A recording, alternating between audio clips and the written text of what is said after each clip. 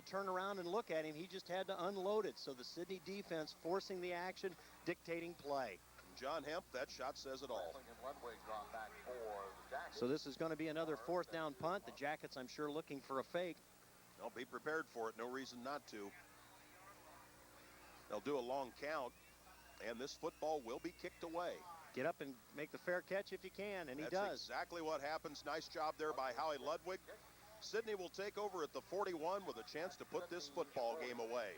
Brought to you in part by Cargill Incorporated, Kerrigan, Bowler, Stevenson, and Gottemiller attorneys, TC Sports and Design, the Sydney Shelby County YMCA, Starbank, Sydney Ford Lincoln Mercury, and the Heinfeld Insurance Agency. Well, Dave, that was a 26-yard punt. No return, but only a 26-yarder. Jackets in great field position. If they can crank up this offensive machine just one more time, we can eat up just under 7 minutes. Jackets do the rotation. Wings to the left. They'll hand it to Witt. Once again, he gets through the line of scrimmage. He's picked up 8 or 9 on that rush. Just a nice dive to the left. It looks like Piqua's got some people there initially.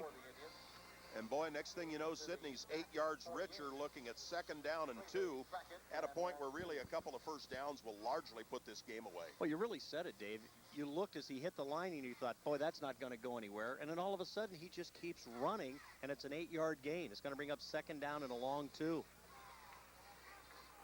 Well, I've got to believe that if this outcome holds, that we'll have our largest TV audience since we've been involved. I know that. There's Van Tilburg. He hadn't carried in a while, and it shows. Piqua really not looking to him, and Van Tilburg easily has a Sydney first down and appears to be inside the Piqua 40-yard line into the Sydney bench.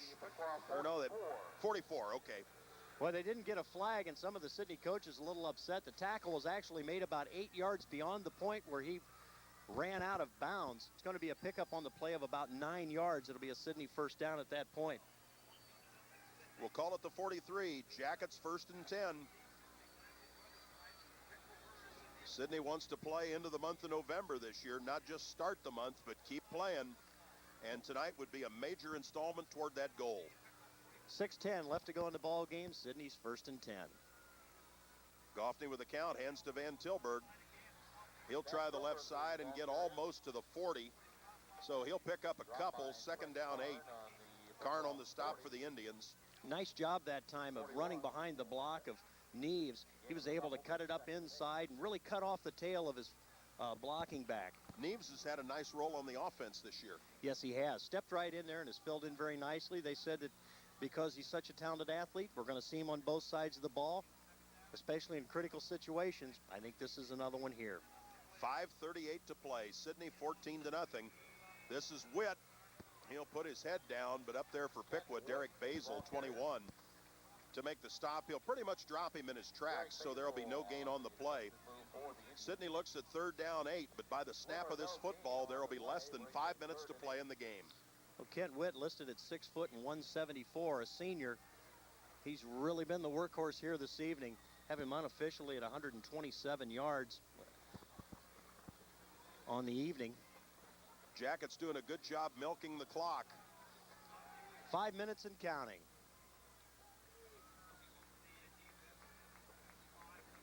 Goffney, deliberate count, slips it off on the draw play. That's Witt. He'll get to the 40, 36-yard line. That'll be it. Nice. Number 90 among the Piqua tacklers. Also Zender, and by the time of the Sydney punt, there should be about 4:10 or 4:15 to play. It's going to be a pickup on the play of about 4 yards. 4th and 3. But a real nice piece of running, Dave. Piqua should send all 9 people right here. Goffney drops back close to midfield. You've got a good look at it right in front of us. Snaps a little bit low. Goffney kicks for the corner. Penalty flag at the snap of the football. That will be a touchback unless nullified. Sydney would be very content to have Piqua start at the 20, but I've got to believe it's procedure. It is illegal procedure, but I would expect Piqua to decline it. They need the football, and to let Sydney punt again, 5 yards isn't going to make any difference. Goffney can still kick the ball into the end zone. No, the only issue there would be a block or a bad snap. Correct. So I think they'll make them punt again. Well, David, that will be the second penalty in the ball game. We have had none called against the Piqua Indians tonight, and this will only be the second one against the Yellow Jackets. They had a holding call on a previous punt, and now a procedure penalty. I can see the Jackets are going to be working double time this week on that punting game. Get those penalties cleared up. Pleasant problem to have. Okay. Not enough folks on the line of scrimmage, and we got that from the man himself. That's right. Goffney with a similar formula, except he's going to take some yardage off of that. It's ruled out of bounds at the 3. No, he's going to come back that up. Guy, oh boy, yeah. Yeah, he's going to be closer to the 15, I got a feeling. Oh, well, why right did he there. run back to get the ball? Well, whatever. He should go mark, I think. He went back to the spot where it hit the ground, and that's where he started to come forward. Well, in that They're going to spot it at the 11. Yeah, that's, well, Sydney gains 9. Sure they do. But Piqua, like I said, with the fact that there was still the possibility of a punt, low snap, block, the Indians make the Jackets kick it over, and there is a benefit to Sydney in retrospect. 30-yard punt, goes out of bounds, stops the clock, 4:09. Piqua takes on field position there, 1st and 10. They'll go from the 11-yard line. Lillicrap to throw, unloads. That'll be, oh boy, almost. I didn't locate the football right away. That's why I thought it might have been an interception. It was too low for Darner as it was defended by John Spradling. He was the one that I thought might have a shot at the football. Yeah, he came up quickly. I thought it was going to be interference at first, but Spradling was just playing the ball, and Darner had no play on it. The throw was too low, and that's been a problem Lillicrap's had quite a bit tonight. His throws have been at the feet of his receivers. On their 4th down play down by the goal line, he threw it low there as well. 2nd and 10, Lillicrap will throw it deep into the right sideline. That's Spradling over there for Sydney defending against Ryan Darner. It's incomplete. We'll go to 3rd and 10 with 3:59 to play. And the mood on the opposite side of the field is just saying, I can hardly wait to get that 3:59 going. Well, that time they went with a straight fly route, just trying to outrun Spradling, but he's got good speed, just went stride for stride and had excellent position. Shoulder right on the receiver. No way that ball could be completed. Falls incomplete. 3rd and 10. Well, the battered helmet traveling trophy, which has only spent about a year in Sydney out of the past 17 years, we look like it's headed back there tonight. There's Lillicrap's toss over the middle. That falls incomplete. It was deflected.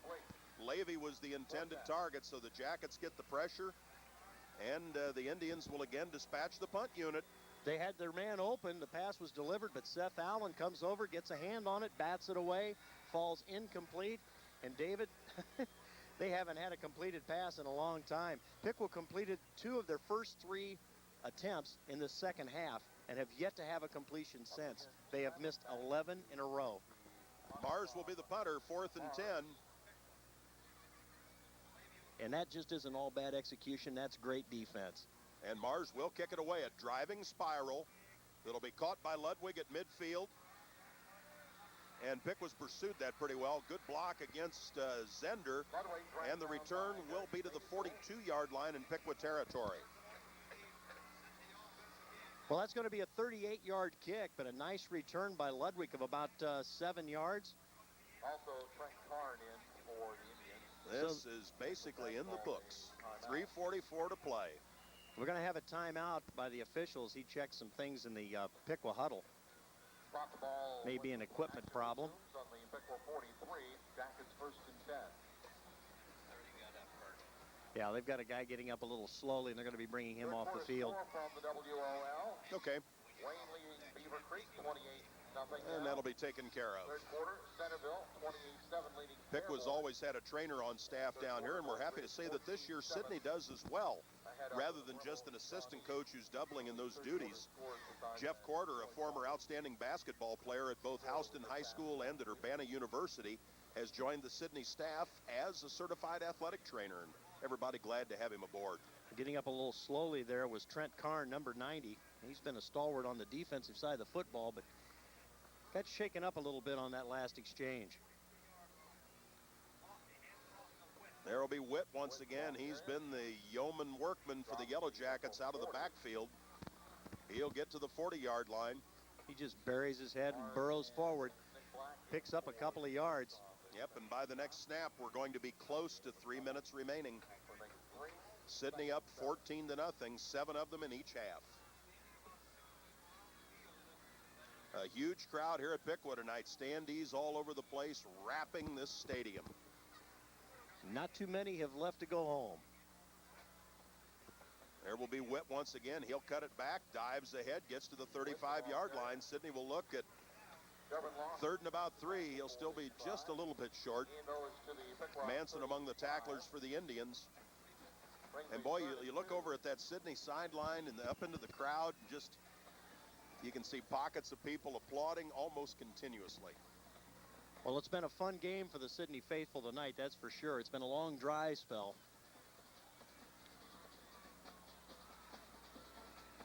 Back to throw Goffney into the sideline. That'll be too tall for the intended target. Spradling, I believe, over there. Well, the Jackets try to go for what was given to them. They had an easy 3 to 4 yards on the out pattern. The ball just overthrown. See what the Jackets elect to do here. They would, you know. Punt unit. Yep, it looks like they're going to kick it away. I'm surprised the Jackets didn't elect to try to run and pick up the first down. Well, here's Goffney. He'll just line it. It'll head to the end zone. Touchback, and the Indians will take over 1st and 10 at their own 20. If you're traveling for either business or pleasure, the professionals at Travel to Paradise invite you to put your plans in their hands for all phases of your journey. They're the experts on the complicated maze of airfares, and they've been to most of the destinations you'll be considering. If you're looking for some action either on the slopes or at the tables, Travel to Paradise has some nice packages available. Located across from Bank One in downtown Sydney, you'll find them in your yellow pages. Travel to Paradise.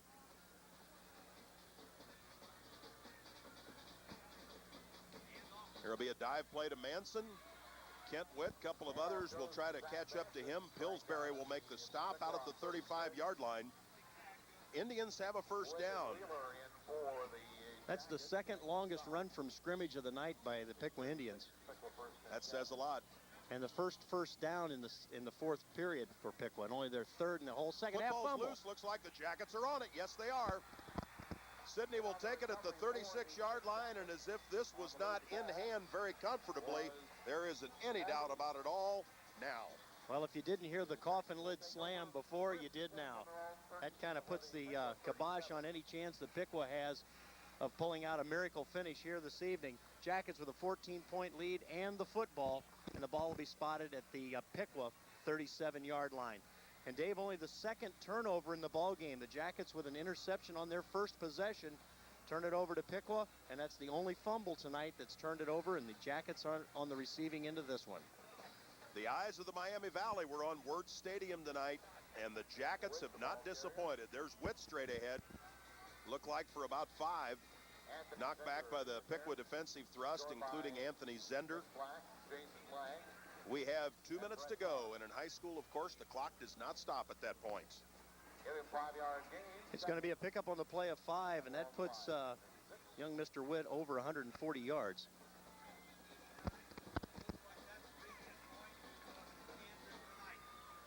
Down to 1:45. The snap will be at about 1:40.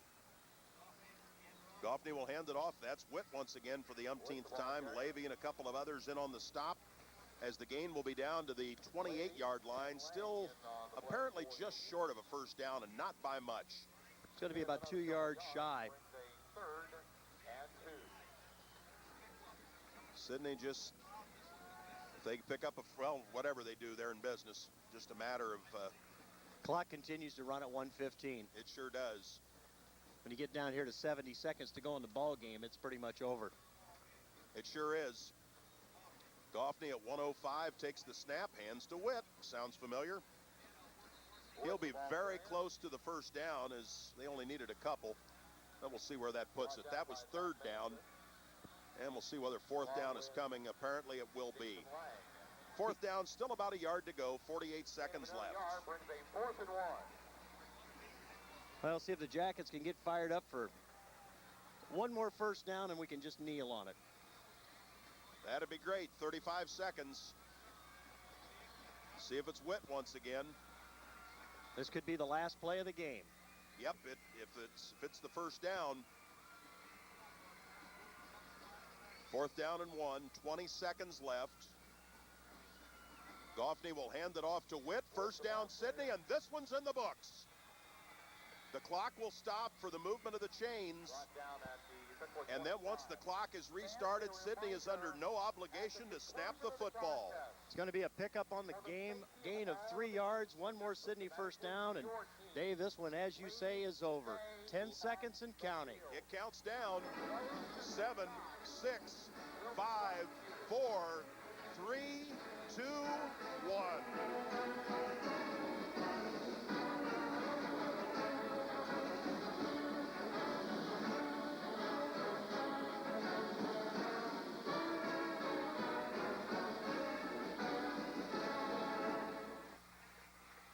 This is the best I've felt since 1989. Wow.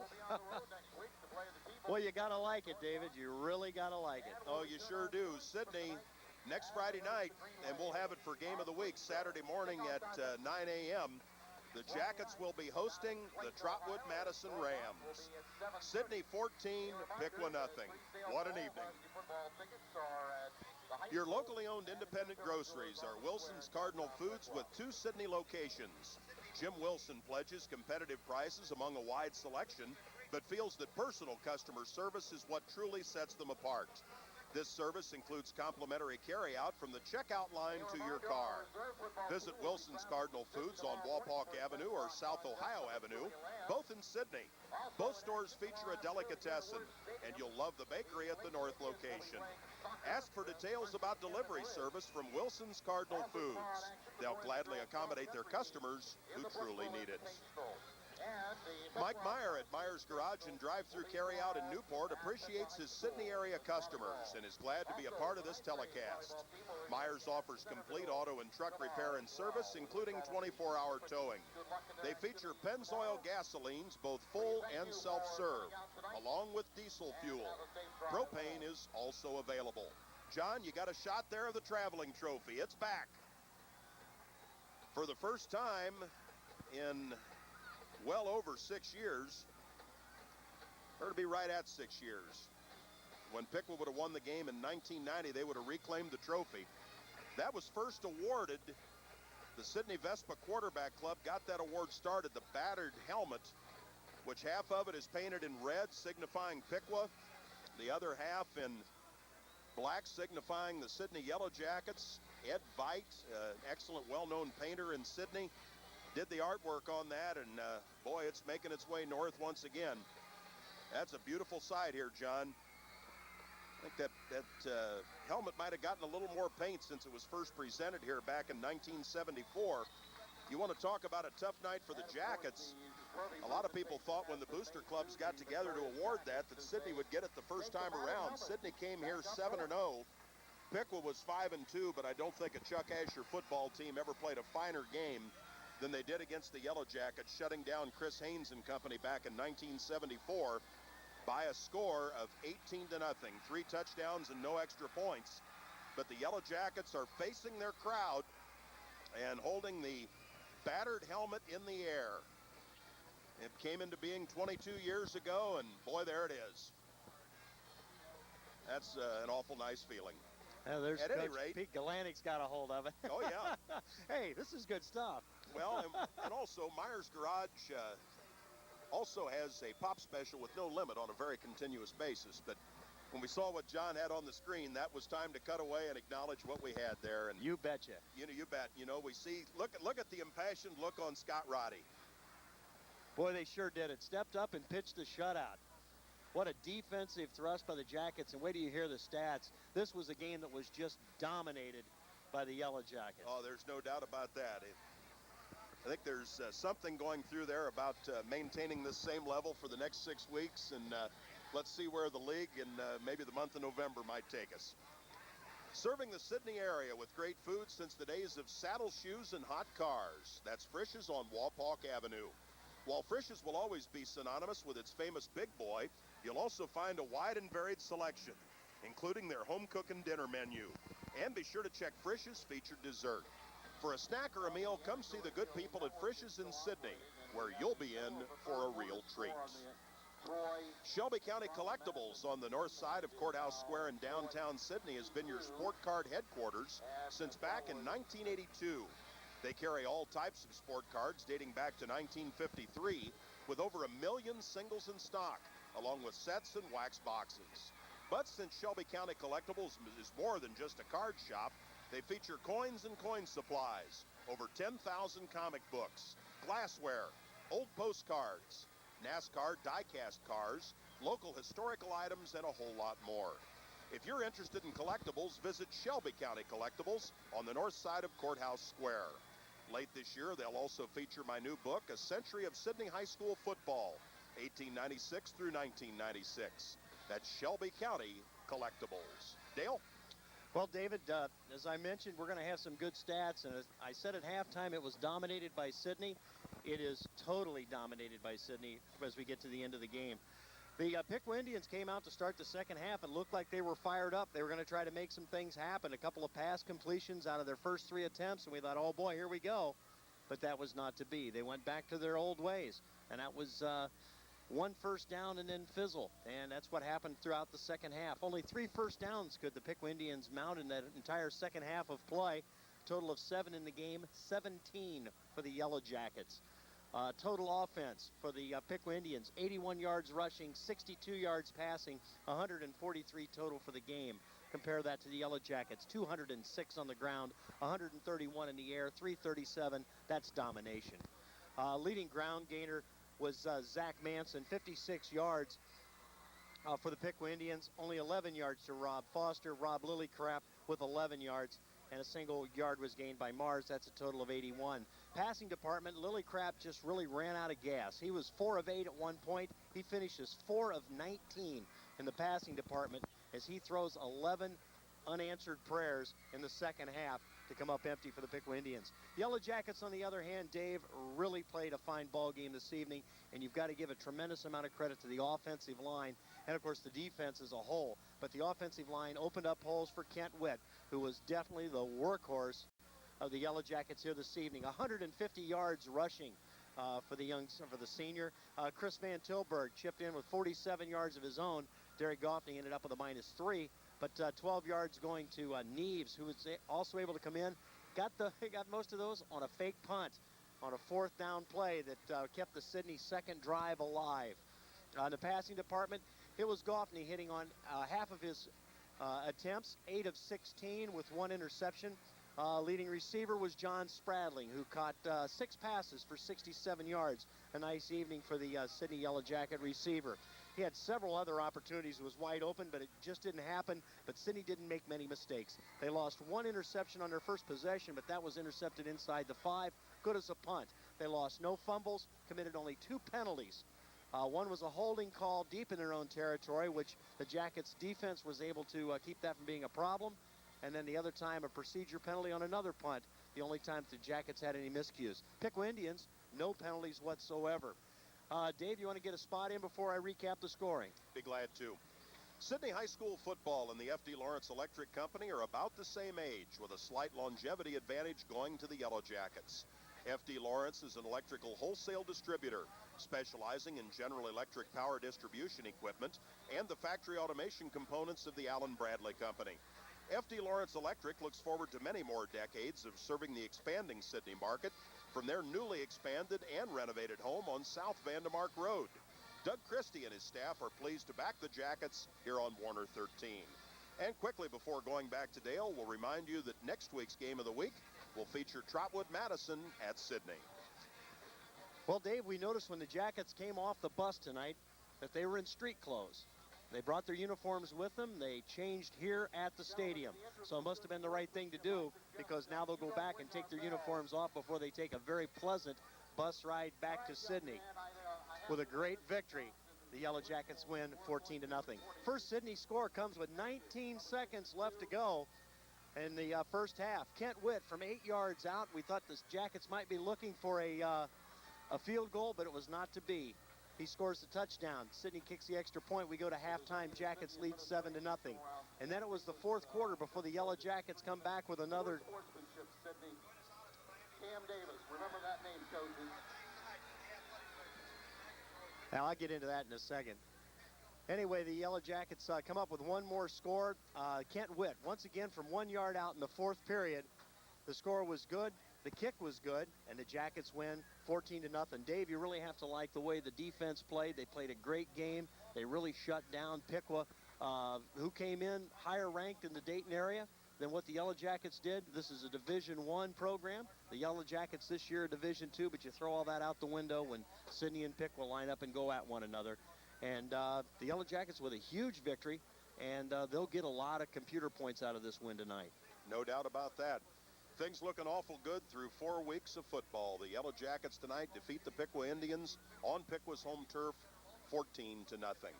And more of our sponsors have included Sydney Interstate Shell, the Dog Pound, Minster State Bank, the Spot and Frisch's Restaurants, Travel to Paradise, Area Energy and Electric, the North Dixie Drive-Through Carryout, Wilson's Cardinal Foods, People's Federal Savings and Loan Association, Errol Browd and Alan Browd of Edward Jones and Company, Emerson Wagner Realty, the Farrington Restaurant, A&B Machine Incorporated, the Field House near the University of Dayton, Myers Garage and Drive-Through Carryout in Newport, the Dickman Insurance Agency, F.D. Lawrence Electric, Thermoseal Incorporated, and Shelby County Collectibles.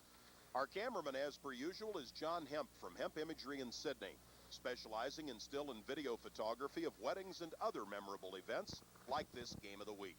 Call him at 492-7313. He promises he'll give you his best shot. On behalf of John Hemp and Dale Given, this is Dave Ross saying good evening from Piqua.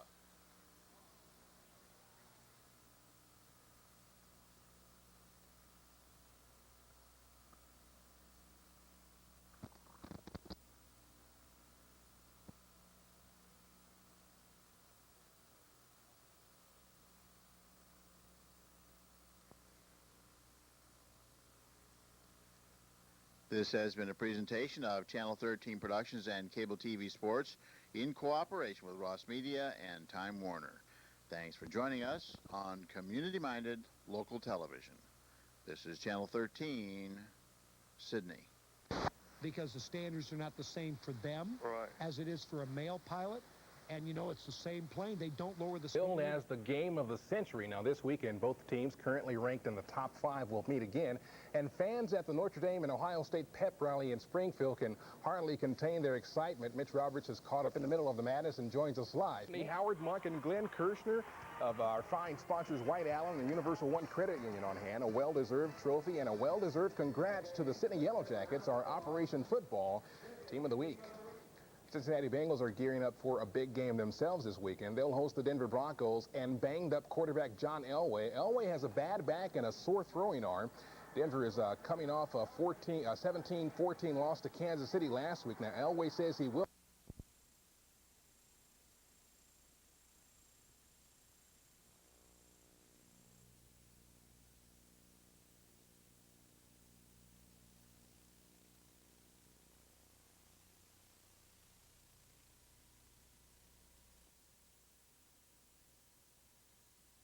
What'd I do? What did you do? What have you done to my military? I'm a 21-year veteran in active duty military, United States Navy, Mass Chief Petty Officer. Let me tell you something, Mike. You have a hell of an audience out here in the United States Navy, and I'm sure the military across the board. I just want to thank you for your service, I'm telling you, and what you're doing for us out here, because I listen to you. I've been on the phone for a long time. I've listened to you, and I've run out of things to talk about because you hit the issues, buddy. You're hitting all 8 cylinders. You're great. Well, thank you very much. I really appreciate that. Oh, no. Thank you. I mean it. Something I would like to bring up, and this is you cover so many things, Mike, and that's the fascinating thing about your show.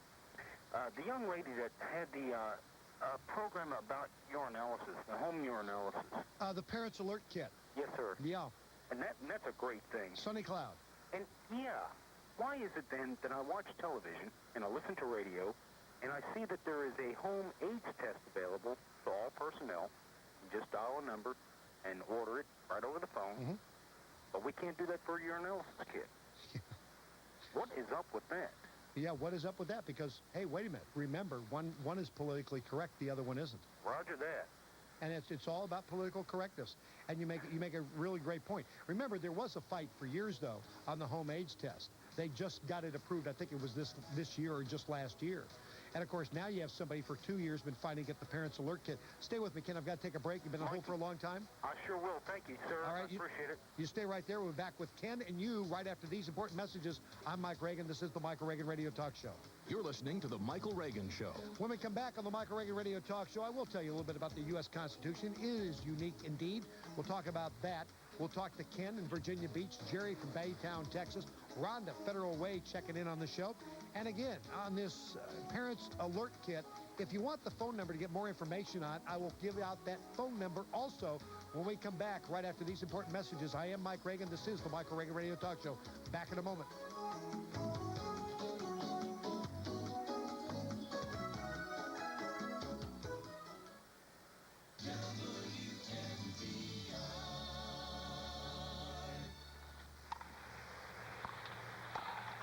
Like most other West Central Ohioans, these people watching these tennis matches know where to go for an outstanding selection of new cars, vans, and trucks. Jim Brown Chevrolet Cadillac Zio in Sydney. They also know where to go for an outstanding selection of used cars, vans, and trucks. Why, sure, Jim Brown Chevrolet Cadillac Zio in Sydney. And they also know where to go for outstanding service on that new or used car, van, or truck. Again, Jim Brown Chevrolet Cadillac Zio in Sydney. And now, just like these people watching these tennis matches, you know where to go. Jim Brown Chevrolet Cadillac Zio. Seconds off I-75 on State Route 47 West, Sydney, Ohio.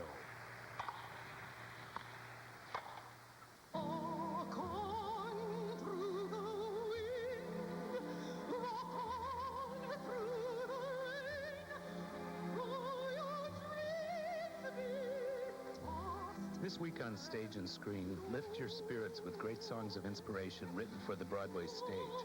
We'll hear from classic shows like Carousel and The Sound of Music, as well as musicals as new as this year's Tony-winning hit, Rent.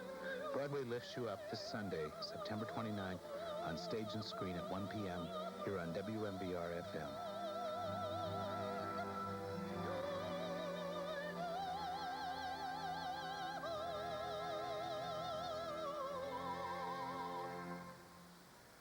It's September 24th, and I'm Dean Miller here at the Showbiz Trivia Desk with some of today's Showbiz birthdays and anniversaries. On this day in 1977, the first Elvis Presley convention took place. It happened down the road in Cincinnati. On this day, but in 1968, 60 Minutes made its debut on television. Author F. Scott Fitzgerald would be 100 years old today. His most popular novel was The Great Gatsby, which was made into a 1974 motion picture starring Robert Redford and Mia Farrow. Puppeteer Jim Henson, the man who created Kermit the Frog and other Muppets, would be 60 today. Singer Anthony Newley is 65. Comedian Dayton Allen is 77. Linda McCartney is 54. And Sheila McRae is 73. Radio, television, sports commentator Jim McKay is 75. At the Showbiz Trivia Desk, I'm Dean Miller.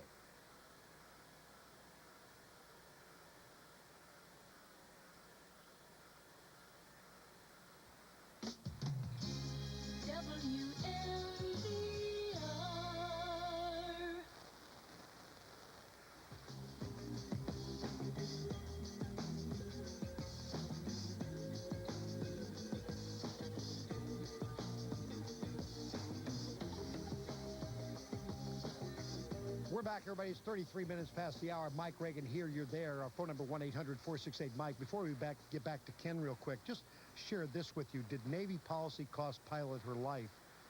And Linda Chavez, who is a terrific person and who writes articles on a regular basis for USA Today, said this. She said, you know, last October, Lieutenant Kara Holgreen, the first woman to qualify to fly F-14s, died when her airplane went down in the Pacific while she was attempting to land it aboard the aircraft carrier U.S. Abraham Lincoln. Following the crash, Navy officials took unprecedented measures to ensure that this tragedy not jeopardize their determination to proceed with their program to put women in the cockpits of combat aircraft. She goes on to say what officials failed to report was that Holgreen not only had subpar performance in several phases of her F-14 training, but that the Navy accepted mistakes from her which would have disqualified most male pilots. Hultgreen received a total of 4 downs during training, Navy jargon to describe serious errors, 1 or 2 of which may justify the dismissal of a trainee. 2 of Hultgreen's downs, according to the records released by CMR, appear to involve errors similar to those described in the mishap investigation report as contributing to Hultgreen's crash.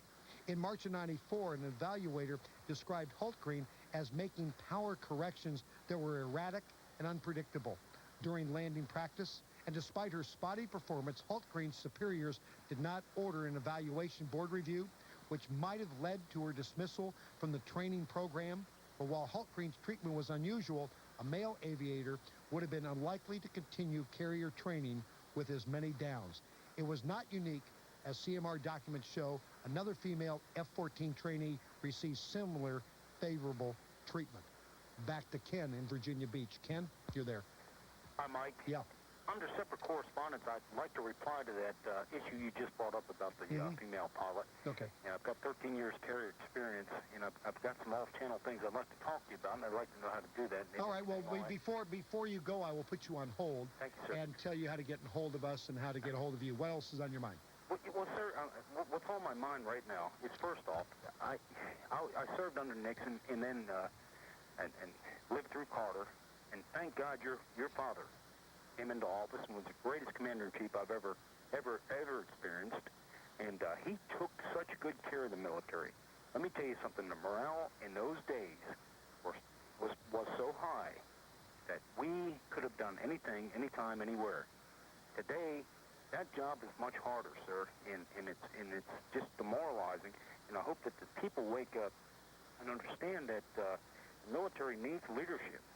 And I know I'm speaking from a specific spectrum of society, but I am a professional military man of 21 years in the Navy, and I don't see it, Mike. And I wish the people would just wake up and think about how, as a military member, a professional member, not the first termer, but the guy that's got 20 years in, how is he supposed to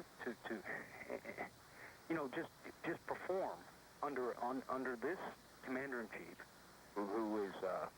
who might be elected again? I hope not. I mean, the guys I poll in the Chiefs mess, it's 95%. It's dull, baby. But Mike, what do you think? I think that we have some major problems in the future if Bill Clinton's reelected, and I've said it many times on this show. It's not the domestic issues that concern me as much as it's the foreign policy issues that I am worried about, and what he is doing with our military, or not what he's not doing with our military, is what's bothering me. And in fact, that's what we talk about in the October issue of my monthly monitor. I got it, Mike. I've got it down to Chiefs mess. Everybody's getting your number. Mike, the erosion of manpower, materials, the level of training we're not receiving to keep the level of the pace that we're going. Ken, what makes me upset, and that's why I talk about it on the show, is the fact that we have planes that are going down in training. You got it. We have all these problems going on. We have buildings being blown up in Saudi Arabia. It's horrible. And you have nobody in the media who is asking the question, why is this going on? Because it's not that difficult to know why it's going on, because there's testimony all over the place why it's going on. But the media, the dominant media, your father was on watch, Mike. The dominant media refuses to even listen to the testimony from people who say, wait a minute, the problem here is that we are undermanned, understaffed, and we're underfinanced. Yes. And now let us go for it. Let us take the lead. Let us show you. If you're that ignorant, if you're Boy Clinton, and if you don't know how to do a military, then listen to us. We'll get you through this. But I don't understand why he does it. Listen, this foreign policy of his is crazy. Mike, you don't know what it's like to be on the deck plates here. I mean, it is absolutely ludicrous. I got people back-to-back deployments. My retention rate is down. I can't. How would you sell a Navy career to a young sailor in this administration? Please answer me that. You could not. That's another point I was going to make. What's happening is because parents who used to be proud to say to their kids, why don't you join the military? Because all the good things for you. don't say that to their children anymore. They'd almost rather have them out on the street. They'd rather have them on the street because you don't know what this president is going to do. And even worse than that, Ken, once the president does something, you don't know if you are going to get the support of this president. And the example of that is the phrase that I coined, Ray, and I coined the phrase back then. And the phrase was this: was it was it something that I saw, or did I notice there were more tanks at Waco than there were in Somalia? Oh, Mike, you're hitting me right to the heart. And you know something? When they put more tanks at Waco, Texas, against our citizenship instead of Somalia to protect our military, we have a problem in this country. Ken, thanks for the call. Do it again, would you please? Michael, thank you very much, sir. Appreciate you. Take care. Thank you very much. Bye-bye. Admiral William Owens, who's the Vice Chairman, Joint Chiefs of Staff at the American Enterprise Institute, said this. He said, between 1988 and 1998, U.S. defense spending will decline 45% in real terms, the greatest drop in defense budget since the end of World War II. When budget requests are not met, the missing funds are taken away from the weapon systems. For many years, U.S. defense budgets have emphasized readiness. But when a budget is decreasing at a rate of 45% over 10 years, procurement must suffer at the hands of readiness. Our budget for military procurement has declined from $123 billion in 1988 to $39 billion in 1996, a decrease of 70%. Without sufficient funds for procurement, the United States cannot maintain a ready force or utilize emerging technologies to strengthen its forces. Jerry, you're on the Mike Reagan Talk Show. Welcome from Baytown, Texas. Thank you, Mike. Yeah. Before I get to what I called about, let me tell you, our military appears to be heading for the same direction it did during the Carter administration. And in my classroom, the military's honor and pride and readiness was restored in your father's administration. And that's a fact. Many people want to downplay the role that your dad had in restoring the military in America. But he did, and it's appreciated. Jerry, stay with me. I've got to take a break, all right? We're talking to Jerry from Baytown, Texas. I'm Mike Reagan. This is the Michael Reagan Radio Talk Show. Our phone number, 1-800-468-MIKE, 1-800-468-6453. You're listening to The Michael Reagan Show. You are listening to the Michael Reagan Radio Talk Show. Our phone number, 1-800-468-MIKE. When we come back, we'll tell you about the president and his defense plans and how we talk about it in our next monthly monitor. That's the October issue of the monthly monitor. We'll tell you how to get it, and we'll give you the phone number and everything when we come back right after these important messages. Our phone number, 1-800-468-6453.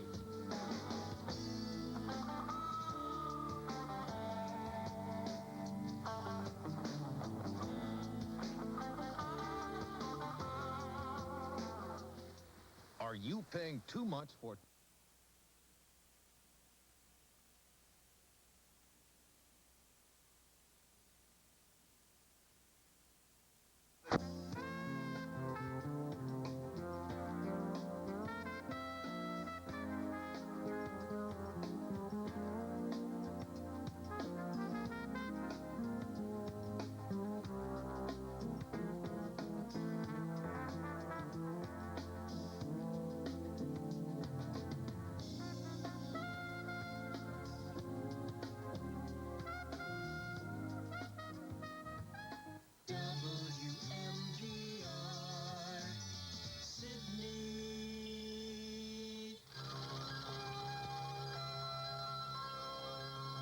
WMVR News at 9, I'm Bill McIntosh reporting. Currently 50 degrees under cloudy skies.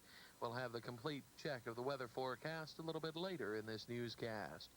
29-year-old Paul Holbein of Sydney was injured yesterday afternoon while jogging along Mill Creek Road near Wright Road. Holbein was struck by a truck driven by 59-year-old Sam Taylor of Mill Creek Road. Taylor was cited by sheriff's deputies for driving under the influence.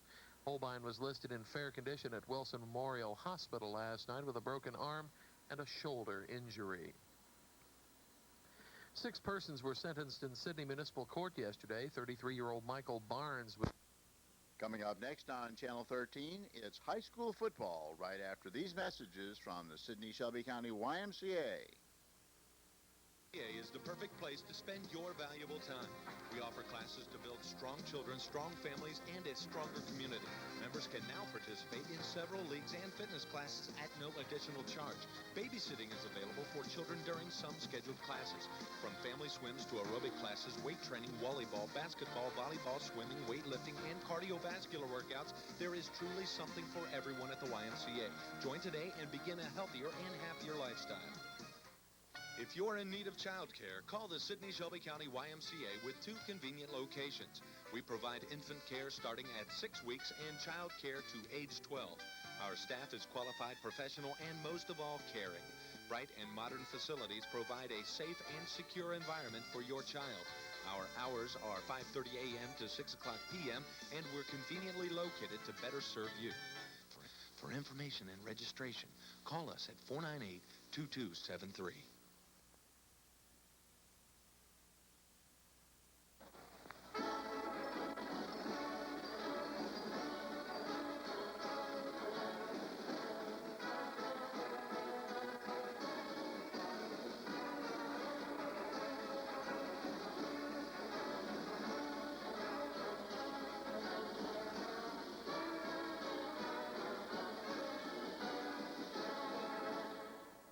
Yellow Jacket replay on Game of the Week on Warner 13 Sydney, brought to you by Cargill Incorporated, Kerrigan, Bowler, Stevenson, and Gottemiller Attorneys, TC Sports and Design, the Sidney-Shelby County YMCA, Star Bank, Sydney Ford Lincoln Mercury, the Heinfeld Insurance Agency, Sydney Interstate Shell, the Dog Pound, Minster State Bank, the Spot and Frisch's Restaurants, Travel to Paradise, Area Energy and Electric, North Dixie Drive-Through Carryout, Wilson's Cardinal Foods, People's Federal Savings and Loan Association, our halftime band show sponsor, Errol Browd and Alan Browd of Edward Jones and Company, Emerson Wagner Realty, the Farrington Restaurant, A&B Machine Incorporated, the Field House near the University of Dayton, Myers Garage and Drive-Through Carryout in Newport, the Dickman Insurance Agency, FD Lawrence Electric,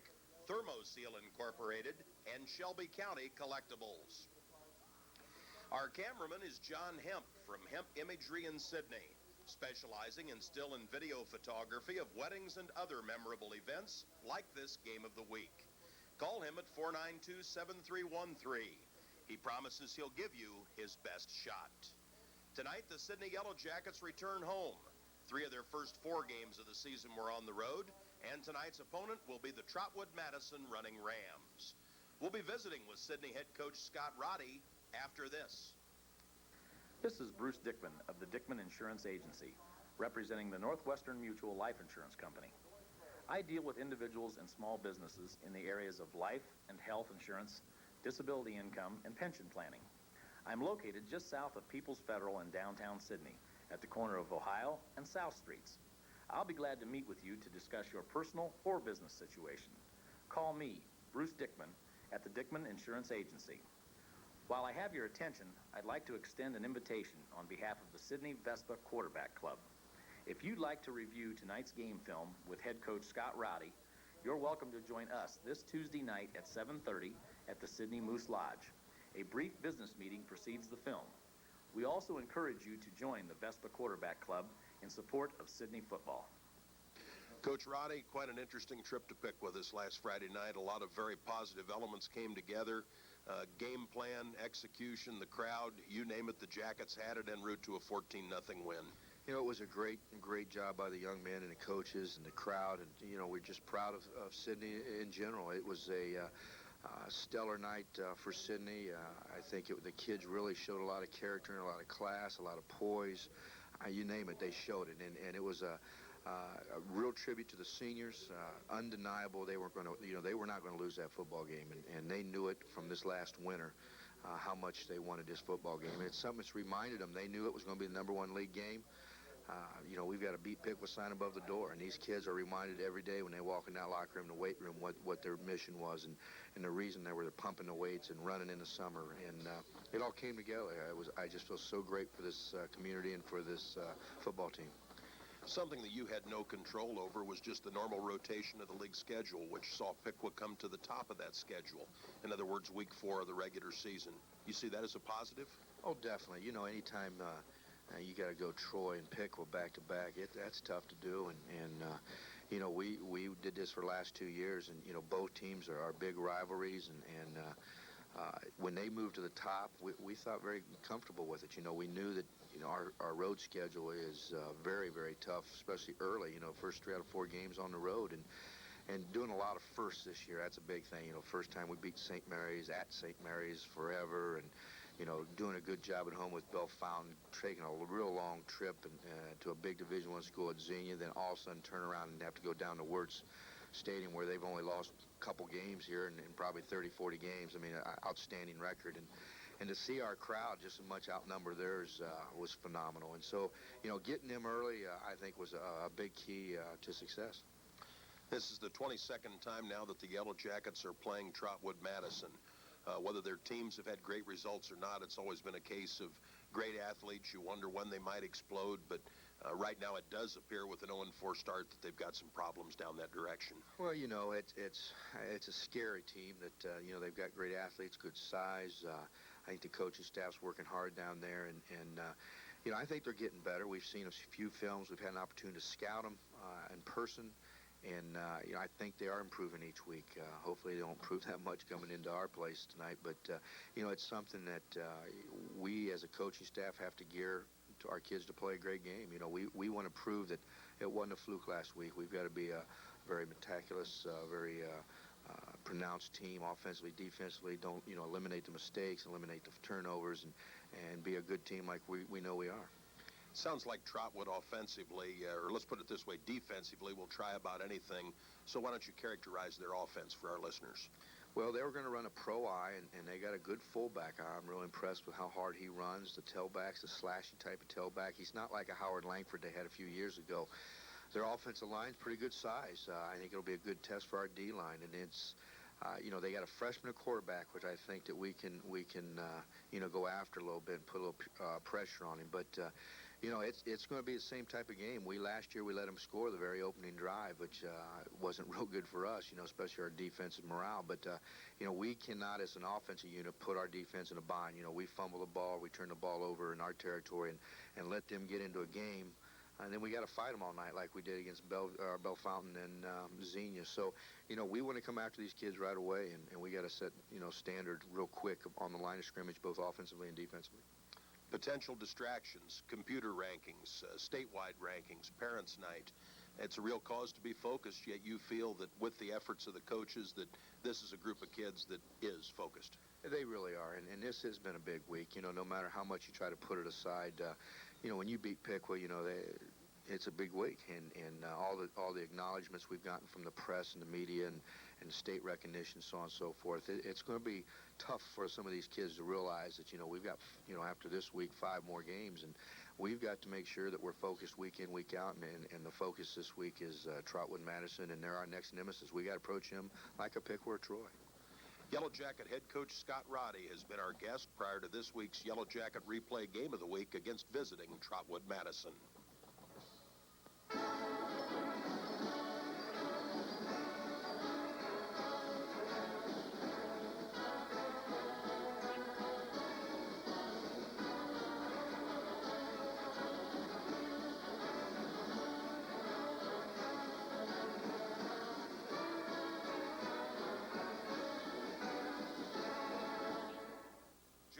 Stadium. Welcome, everybody. This is Dave Ross, Yellow Jacket replay on Warner 13. Dale Given, how could it be so dry for so long, and all at once we inherit this as we reach the halfway point of the football season? Well, Dave, as all of our viewers at home can see, we're in a torrential downpour. It's just coming down in sheets. You can see the water standing on the field. To say it's muddy is an understatement. It's going to be a difficult night for football for both ball clubs, and which makes it a difficult night for us to read jersey numbers, if I can be selfish there just for a little bit, talk about our job. But the Yellow Jacket band on the near side of the field was not allowed out near midfield. As you can see, the glistening water standing in puddles there. And the Jackets are about to come out. Trotwood Madison runs out onto the field.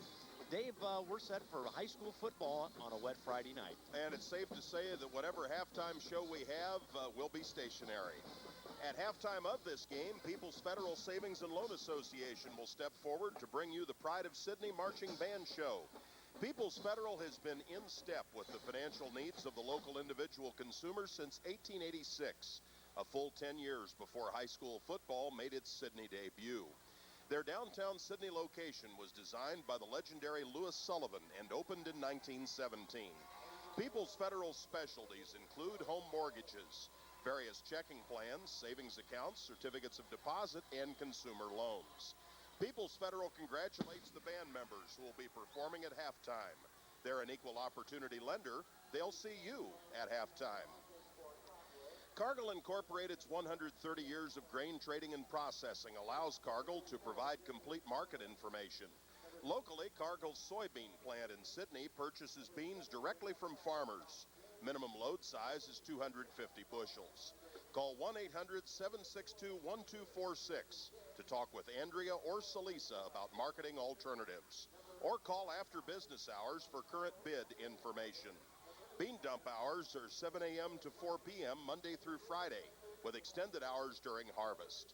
Sell your grain directly to the end user and maximize profits by calling Cargill.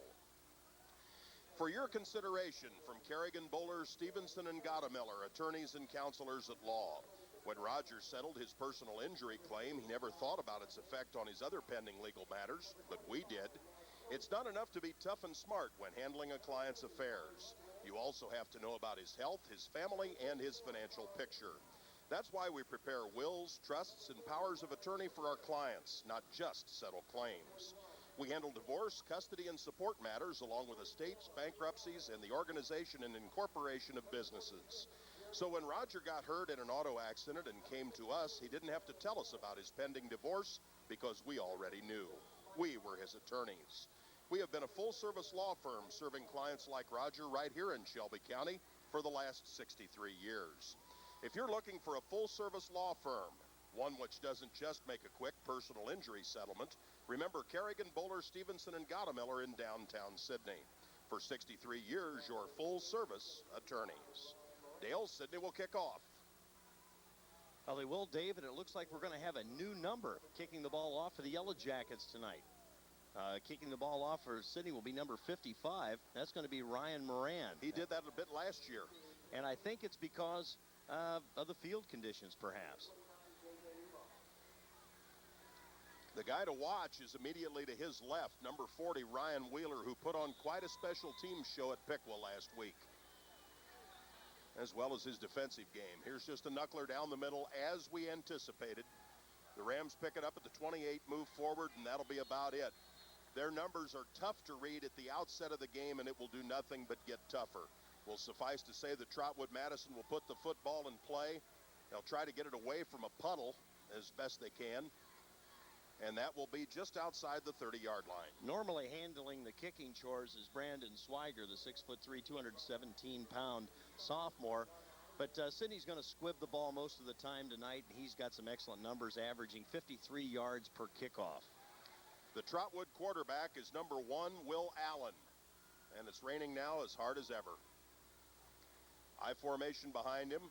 He'll go to his deepest back, who finds some room out to the 40. Gets to the 47-yard line where Kent Witt will make the stop.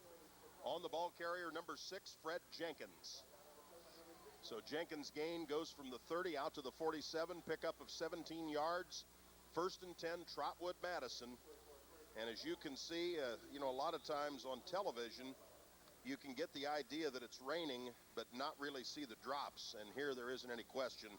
The drops are visible, so too are the puddles. A real challenge for the Yellow Jackets in these weather conditions, Dave, and they're straight up the middle. Number 44 for Trotwood. It's a very deep I formation as Jeremy Barner carries the mail, goes into Sydney territory, and he'll be brought down at the opposite 48-yard line. Well, this is one of the things that scares you on a night where the weather conditions are poor. That's going to be a pickup on the play of about 6 yards. Make it 2nd down, 4 yards to go, just underway. Trotwood's run the ball very well on their first 2 plays. We take a look, that I-back is very deep. The 48, too, he's back about 7 yards. Jackets have a couple of shots. Arns missed the ball carrier. And finally, there will be a tackle into the bench, and there was no dirty intention there. It's just a matter that when you can't keep your feet, there isn't a whole lot of choice as to what will happen. Ryan Wheeler and Kent Witt make the stop for the Yellow Jackets, as that was Fred Jenkins once again carrying for Trotwood. He'll lose 3 as we make it now 3rd down and 7 after it had been 2nd and 4. Good penetration up the middle by the Yellow Jackets. Contact at the point of the handoff. And he was lucky only to lose 3 yards. It's going to be a big 3rd down play here, and the Jackets, Dave, tonight will have a definite advantage in the punting game. Huge. That would have been on a drive field.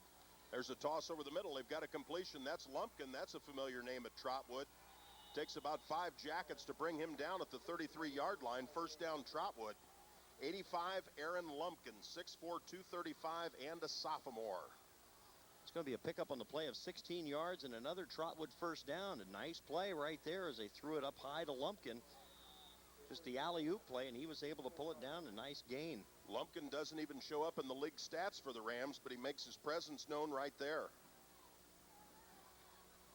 Trotwood on the move. They've certainly had trouble scoring points. Jackets miss a few tackles, and the Rams have taken the football down to the 25-yard line. Well, not only is the ball wet, the field's wet, but the jerseys get very wet. And when that happens, they become slippery. And we've seen the Jackets miss a couple of arm tackles because they've had to grab people from time to time and had the hands slip off. So another pickup on the play. That's going to be about almost 9 yards. 2nd down, about a yard to go. Varner and Jenkins are behind their quarterback, who wants to throw it to the end zone. Spradlin for the Jackets apparently will be called for pass interference down near the goal line. Well, I'm not sure if this is going to be offensive or defensive pass interference because Spradlin had position. I think it's going against Sidney. Yes. Well, that'll be a mark off of 15 yards, and that will be another 1st down. That'll be a half the distance job. Yeah. It'll go down to about the 12.5-yard line where the Rams will enjoy 1st and 10.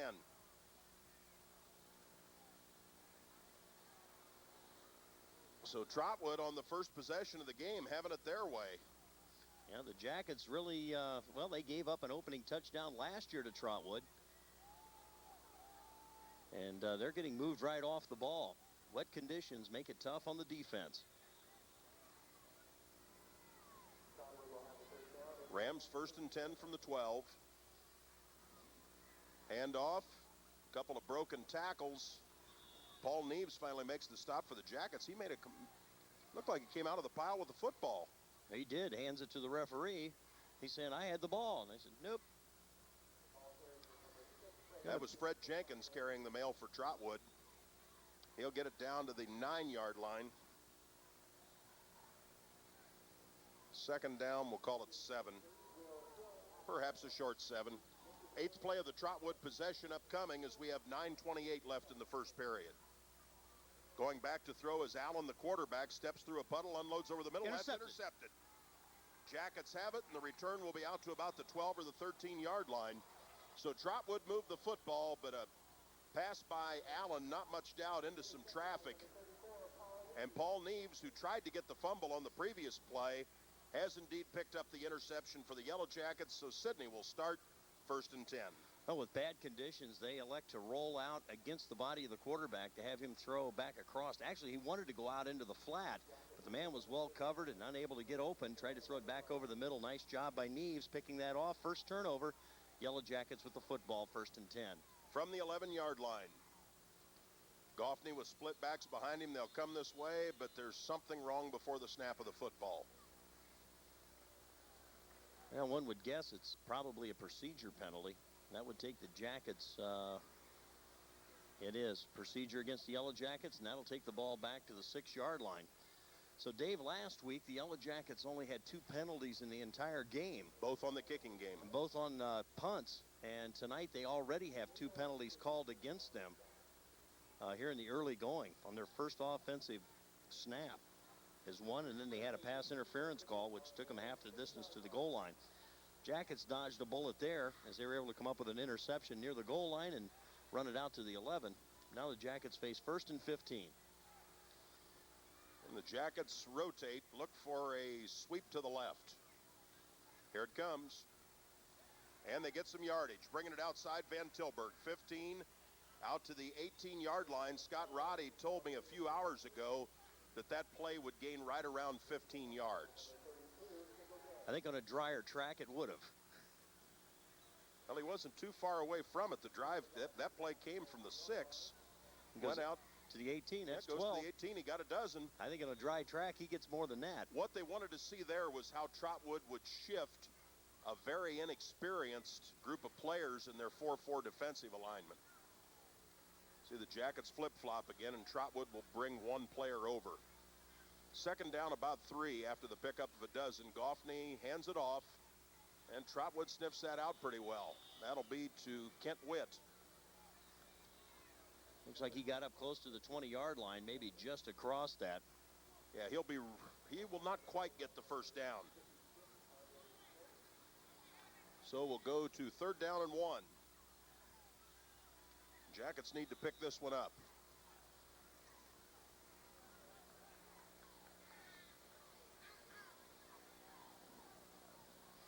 Goffney has the back split behind him, wing to his left. Handoff comes this way, looks to be a 1st down. Witt will get out over the 30. 35 slips. And as we've said so many times, the rules do not allow longer cleats on a night like this. So we're going to see a whole bunch of that this evening. That's just the way it is. We're going to see straight up and down football quite a bit. Yellow Jackets with a big 1st down right there. The ball's carried out to the 36-yard line. Dave, a nice pickup of 16 right there by Witt, and a great lead block that really sprung that open. No doubt. 7:42 to play in the scoreless 1st period. Trotwood had the ball for 8 plays and suffered an interception. This is Goffney handing it to Witt again straight ahead, as Dale described. We'll see a steady diet of that this evening. As the football will go to the 45-yard line. Trotwood unstacks. While we can still see jerseys, we'll credit 61 Jason Biggs, who also doubles as the Trotwood punter, with that defensive stop. It'll be 2nd and 3. Yeah, pickup of 7 on the play, and Dave, you can just see the way the Jackets are just power football right off tackle.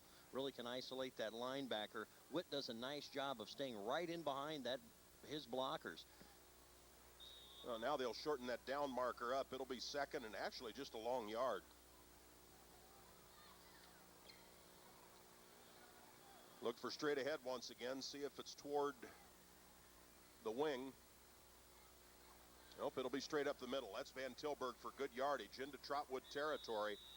He'll take the football down to the 46, where with about 5 yards to spare, he's picked up a 1st down. Well, the Trotwood players are claiming there was a loose ball on that one. Van Tilburg, as he came through, Trotwood really trying to ball hawk and strip the ball away with a wet field, a wet ball. That's what you're going to see a lot of. But Van Tilburg's knee was down. He's ruled down there. It'll be another Yellow Jacket 1st down. Pick up on the play of about 10 yards. 1st and 10. Goffney to Witt.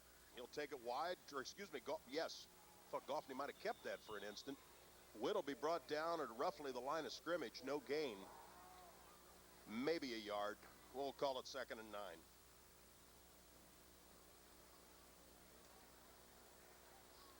He was really the workhorse last week, Dave, down at Piqua. The Jackets just were able to control the entire tempo of the game, and you have to credit that offensive line for making that possible. We don't need to elaborate too much on what you're seeing on your screen. It speaks for itself. Goffney hands it off to Witt. He'll cut it back. Got some good yardage. Picks up a 1st down as he will squirm inside the 35-yard line. Good movement again by that talented running back for the Yellow Jackets. And Sidney on this possession has now garnered a 3rd 1st down. They started all the way back at their own 11-yard line. On a night like this, it's not fancy. It's straight at you, smash mouth football. That's what the Jackets are doing right here. It's not fancy, it's functional. Everybody tight, wing to the left. This will be Van Tilburg straight ahead. He's got yardage to the 30. We'll see exactly where they give him forward progress. I think they're going to mark it down about the 29. Stop for the Rams, Chris English, number 8. He was originally listed as 58 in the program. But Coach Roy Toby told us that several weeks ago the Rams needed an extra tight end, and he was nominated. So that's the number he also naturally would wear when he's playing defense. Trotwood does not have enough players for a reserve team. They do have a good turnout at the freshman level, so they have chosen to keep those freshmen separate on a freshman team, but they do not have reserve. Carrying the mail for the Yellow Jackets from a right wing position, 44, Luke Allen, and he's very close. Let's see, yes, he did pick up the first down. Yeah, the spot of the ball is going to be down at the 24-yard line. First and 10 Jackets. We've got a timeout, Dave. Trotwood wants to talk things over, so they're going to take a timeout. 4:55 mark here in the first period. No Cleveland Browns this year. Well, there's still action aplenty at the Dog Pound behind the Sidney Econo Lodge. They've expanded their bar, added a Big Dog hot dog, and they still have Sydney's best chicken wings. Stop by the Dog Pound after your favorite Friday night high school football game, as their kitchen is open until midnight. Watch big screen NFL and college football at the Dog Pound, including the Ohio State Buckeyes, as there's a Buckeye bash every time John Cooper and company take the field. That will include Saturday afternoon's 2:30 kickoff at Notre Dame. We'll see you at the Dog Pound. More of our sponsors include Cargill Incorporated, Kerrigan, Bowler, Stevenson, and Gottemiller Attorneys, TC Sports and Design, the Sidney Shelby County YMCA, Starbank, and Sidney Ford Lincoln Mercury, where they have a very special promotion on Saturday that we'll be telling you about as the evening goes on.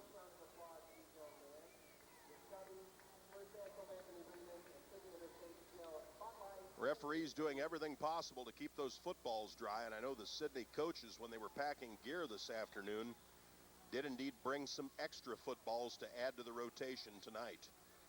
Spradlin split to the left. This will be a dive to Van Tilburg. He's stopped by English, as the gain will be down to the 21-yard line. Pickup of about 3. We'll make it 2nd and 7.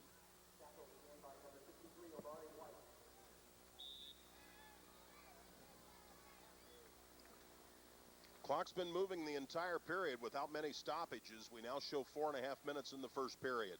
And rain letting up just, well, maybe, just a little bit. Don't get too optimistic. Penalty flag that will short-circuit the play is the term I wanted to get out. That has to be procedure.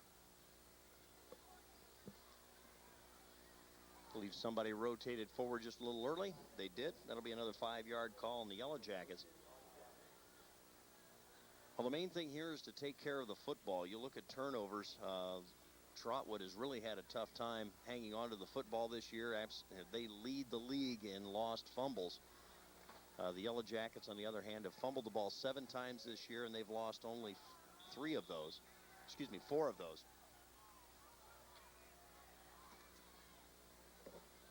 Goffney rolls out to the right side, wants to throw, got Allen in the flat. He'll get to the 20.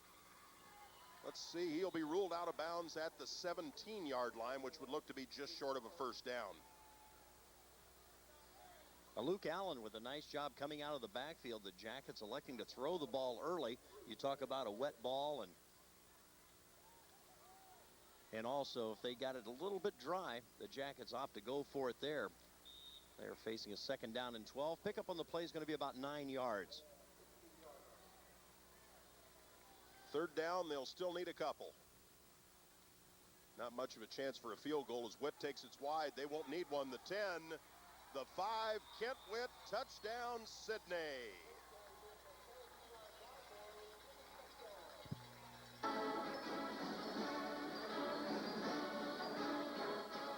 So the Jackets go 89 yards in 11 plays after Trotwood had threatened but had an interception.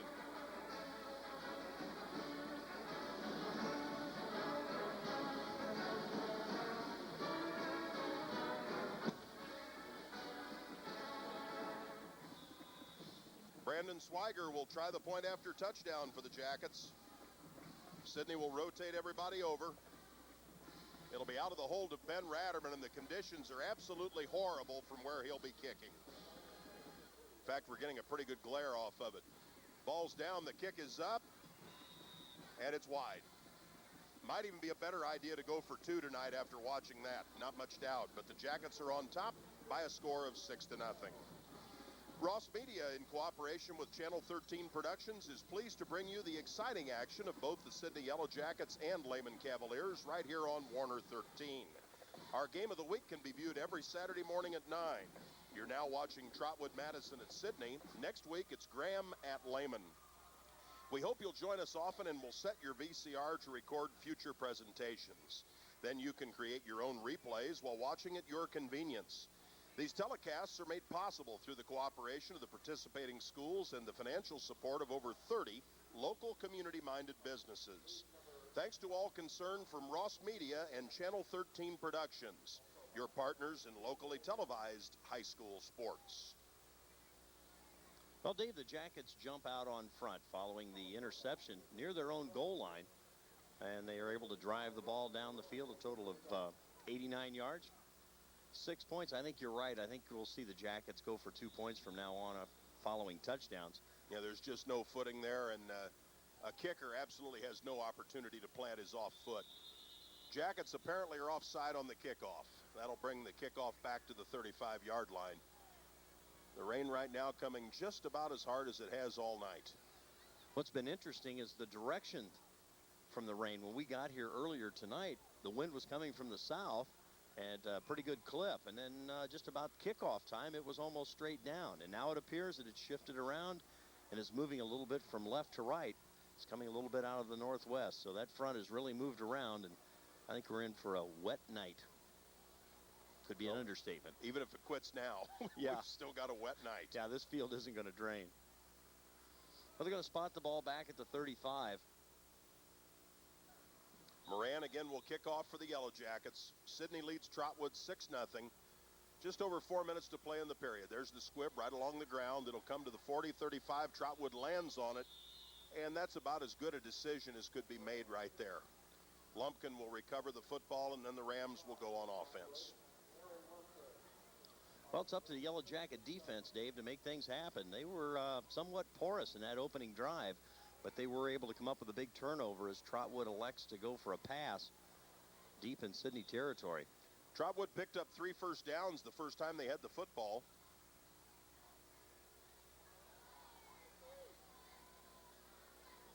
Good crowd to greet the Jackets home tonight after 3 of the first 4 weeks were played on the road. Here will be a sweep to the left side. Jackets do a good job. Ryan Wheeler in to make the play on Fred Jenkins. And we'll see what kind of forward progress he gets. It looks like the loss will be about 4 yards. Boy, the look on that play, Dave, it appeared that there were plenty of Trotwood blockers out in front of the ball carrier. But I'll tell you what, Mr. Wheeler just did a nice job of fighting off the blocker and shot through and made the tackle. That isn't exactly what Trotwood had in mind. It looks like the spot's going to be back, close to the 32-yard line, making a loss on the play of 4. Second down, 14 yards to go. Wide side of the fields to the right, so are 2 wide receivers. Allen hands the ball off straight ahead. That's Jenkins. He'll get past the original line of scrimmage. Got 4 yards back with about an extra one to spare.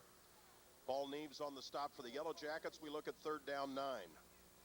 They opened up some room up the middle.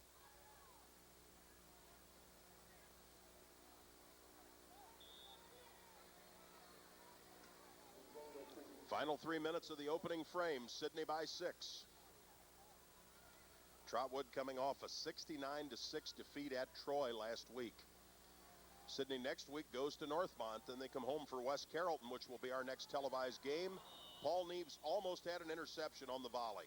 I think the Yellow Jackets know that Trotwood's going to look for that alley-oop over the middle to Lumpkin. They were Johnny on the spot that time. Had it been completed, maybe a 5-yard gain. But that was a ball that was very, very close to being intercepted. So this will bring up 4th down in a punting situation. And from the numbers we see, a 23-yard average, the Jackets are too deep. Yeah. Especially with a wet ball and wet turf. This could They might just be content to let this go on a night like this, which I could understand. There's a ball straight up in the air. Spradlin will take the fair catch. Good move there for the Yellow Jackets. They'll put it in business at the 36-yard line. 1st down 10 as we thank and acknowledge the Heinfeld Insurance Agency, Sydney Interstate Shell, the Dog Pound, Minster State Bank, the Spot and Frisch's Restaurants, Travel to Paradise, Area Energy and Electric, the North Dixie Drive-Thru Carryout, and Wilson's Cardinal Foods. 28-yard punt, Dave, and right no at their return. average. But that's one of the things the Yellow Jackets don't want to take a gamble on losing the football on an exchange like that. Even though they may have had a chance to run it back, I think that's a smart move. And the ball won't roll very far tonight either. Not much doubt about that. First leg, ball goes straight ahead. The Jackets behind that mammoth offensive wall that has been so well documented. Witt, 41, will pick up, oh, it'll be about 6. Tell you what, you talk about an offensive line being somewhat anonymous. That's not been the case in Sydney over the last 168 hours. This one's been pretty well acknowledged, and justifiably so. Yeah, Nick Swiger and Jeff Barr opening up a hole right there. Here comes the sweep right toward us. That'll be Van Tilburg. He was following Jeff Barr to our side of the field. Gain of 2, and again, not much of an opportunity to cut. We'll go to 3rd down and 1. He actually kind of lost his footing as he tried to make his cut, and that's not surprising. No, it certainly isn't. Jackets started at the 37. They'll need to get to the 47 for a fresh set of 4 downs. Look for the Jackets to pretty much go straight ahead on a play like this. Let the offensive line do the damage. Especially when there's a gap over the center. They'll bring it this way. That'll be with Witt, and he's brought down. He'll get only to the 45-yard line. No gain on the play. That looked like Fred Jenkins on the tackle. Number 6 did a nice job at knifing through and bringing down the Yellow Jacket ball carrier. That'll bring up 4th down in the first punting situation for the Yellow Jackets. Derek Goffney will be the Sydney kicker, and he, of course, has had an excellent year booting the ball.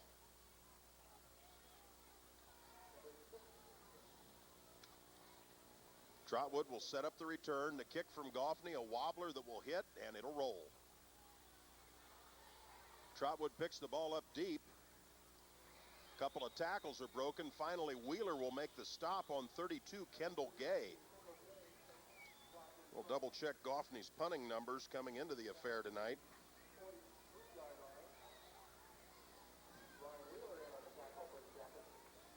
Get to it here in a minute. So on the very last page we're looking at Goffney averaging, keeping in mind the good height that he generates, a very nice total 36.5 yards per punt. Well, that was a 33-yard kick in the mud, but a 20-yard return for Trotwood puts them in good field position.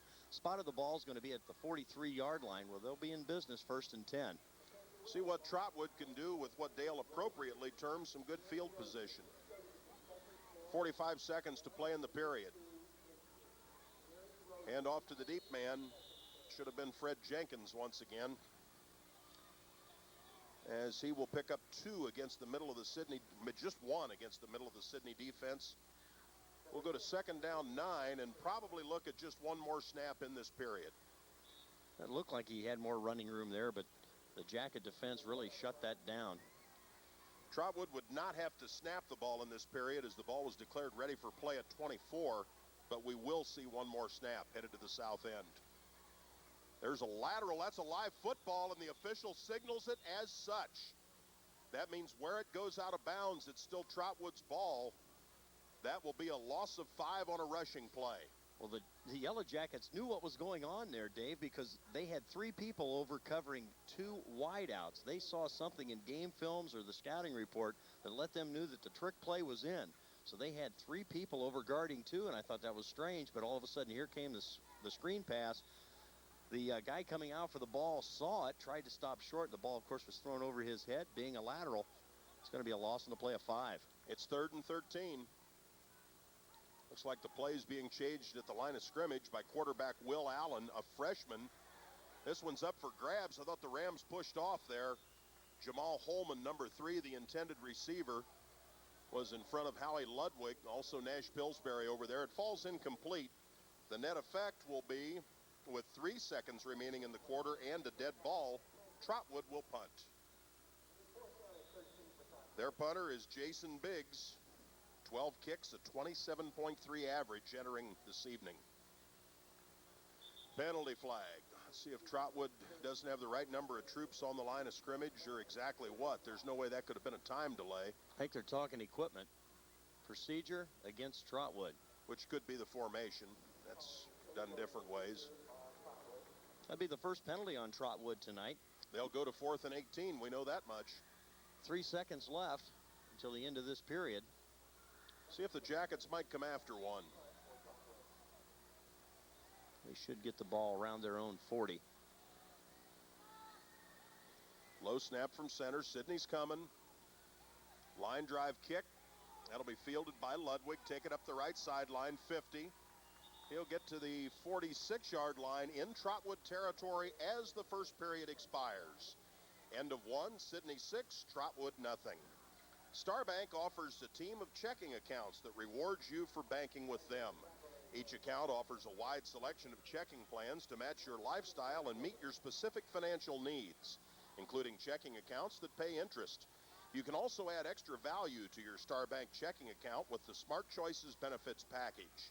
For complete details about Starbank checking plans and Smart Choices, ask your Starbank representative. Starbank is a bank without boundaries, and they're a member of the FDIC. Now underway at Sidney Ford Lincoln Mercury on State Route 47 West in Sidney, Michigan Avenue, if you will. The 96-hour model year closeout for the 1996s at Sidney Ford Lincoln Mercury. $88 over factory invoice total on all 96 models in stock, and even some of the new, already in inventory 1997s. 7.99% APR fixed for qualified buyers. Come in and register for many door prizes, cash, shirts, hats, all available. And also on Saturday, stop by and see Dale Jarrett's car number 88, winner of the Daytona 500. Free pizza and free coffee and soda. Racing merchandise will be available at Sidney Ford Lincoln Mercury this Saturday afternoon as you're watching this telecast. Well, Jackets out over the ball, Dave. We're ready for second quarter action. 1st and 10 from the 46. Goffney hands off the football to Van Tilburg, who will get back to the line of scrimmage. It's 2nd and 10. Well, Jackets trying a little misdirection, and I don't think that's going to be the answer tonight. They're going to need to take her straight up the field. That's where they've had their most success. And they've got a line that can excel on an evening like this. No gain on the play that time. Actually, maybe a loss of a half a yard. Split backs, wing to the right. Spradlin to the left, another penalty flag. Already getting to be a long evening in that category as the second quarter has just started.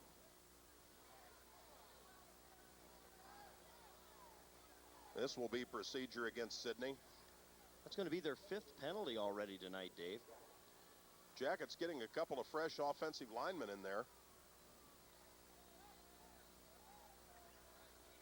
So evidently the coaches are recognizing what's taking place. There's the play coming in with Spradlin, number 3. 11:20 till halftime. And simply put, whatever the Sidney band does at halftime, we will be following it. This is Witt going wide. Midfield back down into Trotwood territory, but he won't pick up the 5 that were lost on the penalty. Rather, he'll get about 3 with the defensive stop by Omari White, number 63. 3rd down and a dozen. Well, following the 26-yard punt by Trotwood, the Jackets with a nice 15-yard return, but just haven't been able to get her going too well.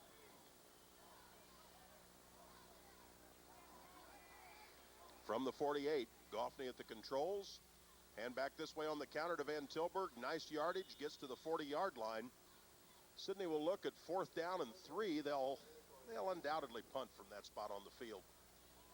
Although right now, I'm not sure. I don't think they will. I think they've got enough confidence in their defense and the fact that the field is going to make it difficult for anyone to sustain a drive. Looks like the Jackets are going to go for it on 4th down and about 4. At the very least, they're taking the troops to the line of scrimmage. Timeout Trotwood. They didn't like something Sidney showed offensively. May have been an unbalanced line. Well, I don't think that Trotwood had their right people on the field. I think might have been punt return. I think they thought it was going to be punt return. A couple linemen ran off. Nonetheless, timeout. 10:06 to go, second period. Since 1907, homemade fresh food has been served and enjoyed at the Spot Restaurant on Courthouse Square in downtown Sidney. The current feature at the Spot is their shredded chicken sandwich, only $1.49. The Spot offers dine-in, carry-out, and curb service, in addition to catering for any size group, including catering at the Oaks Club at Shelby Oaks Golf Course. That's the Spot Restaurant, like high school football, a great Sidney tradition.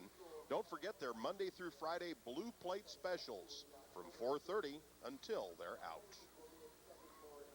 Well, Dave, the Jackets faced with really what could be considered a big play early on. The Jackets only with a 6-0 lead, and we say only because we expected the Jackets to, somewhat dominate the game. Trotwood took their opening possession, moved the ball very deep into Sydney territory, turned it over at that point due to an interception close to the goal line. Jackets ran it out to the 11, then they went on and scored their first touchdown. We've exchanged punts now. Trotwood's punted twice, the Jackets once, but here on 4th down and 4, the Jackets elect to go for it. Jackets come to the line of scrimmage. Goffney will roll to the left. Wants to throw against his body. He's in some trouble. Unloads it over the middle. That will elude a couple of potential receivers down at the 25. And Trotwood will take over on downs. They'll go to 1st down and 10. So Sydney had taken over at the Trotwood 46 and was unable to move the football. Now, rolling left with a right-handed quarterback is difficult in good conditions, and tonight it made it even doubly tough. And that time, Goffney just had to run for his life to get outside of the oncoming rush by the Trotwood Rams. He did have some open receivers down the field, but overthrew with a wet ball. So Sydney gives it up on downs. Trotwood, 1st and 10. Ball at their own 40. Trotwood again with the deep I formation behind quarterback Will Allen. Dive play straight ahead. They'll get about 3 on the play. Carrying the ball, number 44, Jeremy Barner.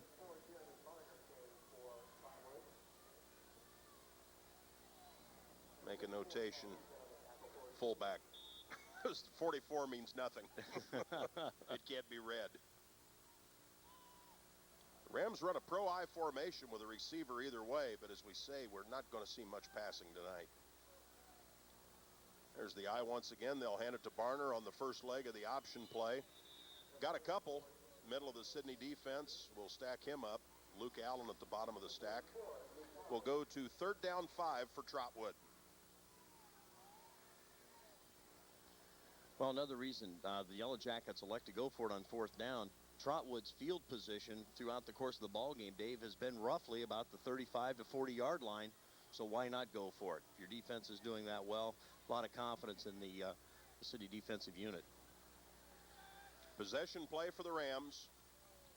Allen to throw it. Got a completion on the slant. And perhaps a saving tackle made by Spradlin. Depending what kind of a cut could be made. Is that 29? That would be J.J. Umo. Yes. J.J. Umo had the catch. Coming on the quick slant, Spradlin unable to really get up to deflect the ball, but did get a shoestring tackle. Gain on the play of 11 yards. So it's 1st and 10 Trotwood from the 44-yard line on Sydney's half of midfield. Now we can say that the rain has slowed down. Major improvement in that category, although it is still raining. Paul Neves a pretty good hit after a thrust of about 3. See if that won't be Jenkins as they unstack. Yes, it is number 6. Well, you get a very graphic picture of things there. The ball boy coming up and, trying to keep a football with some semblance of dryness. It's muddy. Yeah. This field's in better shape than it has been in recent years, but still not the type of stand of grass that you should see next year after some major off-season improvements are made. This will be the draw play. That'll be to the deep man once again, number 6, Fred Jenkins. Jackets will stack that one up pretty well after maybe a yard on the play. Allen, 44, you see him getting up. Pillsbury, also Neves. Rams will look at 3rd down 5, which is what they faced the last time they converted.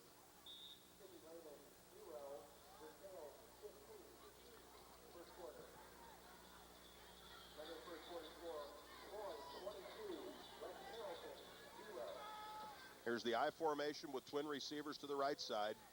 Pitch back goes to Jenkins. Pulfer and company will pursue him. Good movement by the Jackets down the line of scrimmage for no gain. I believe Arns helped to trip him up before a couple of other people came on the scene, including Luke Allen. It looked like Arns came in and dove at the ankles and was able to bring him down from behind. A good job on the outside by the Yellow Jackets defense, stringing that play out.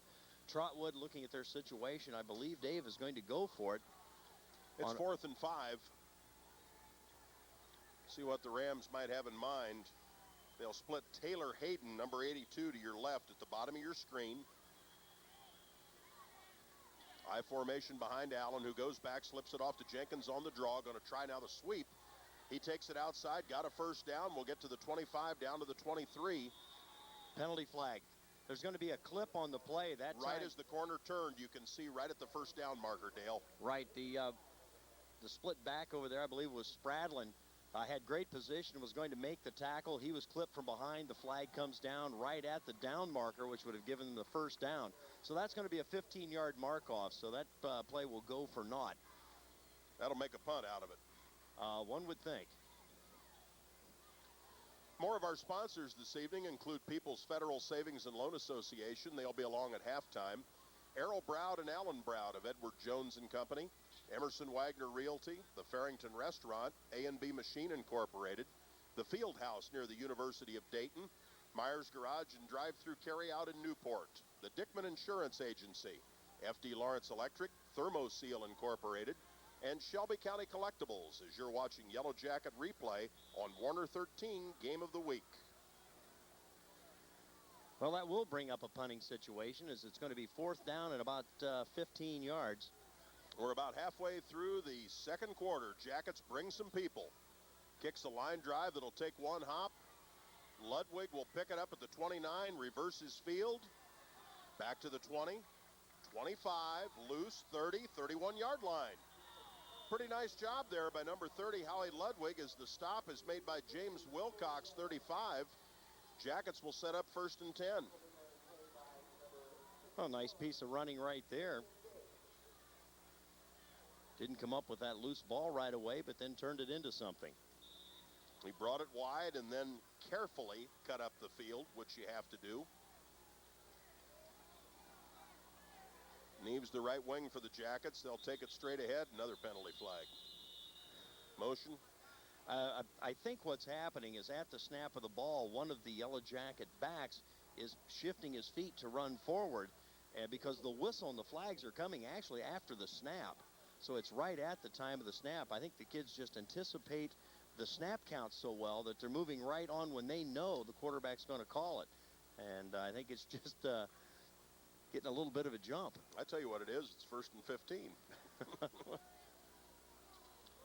This time it'll be from the 26-yard line. Football at the right hash mark. Jackets lead 6-0. Past the halfway point of frame number 2 at a very soggy Julia Lamb Stadium. Goffney to throw, keeps his feet, unloads it, got a completion.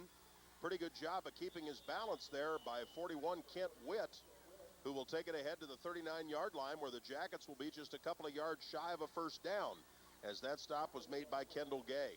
We talk about a pretty good job of keeping your balance. It was Derek Goffney who rolled out, almost slipped down, but kept his balance long enough to make that completion. Gain on the play of 12 yards.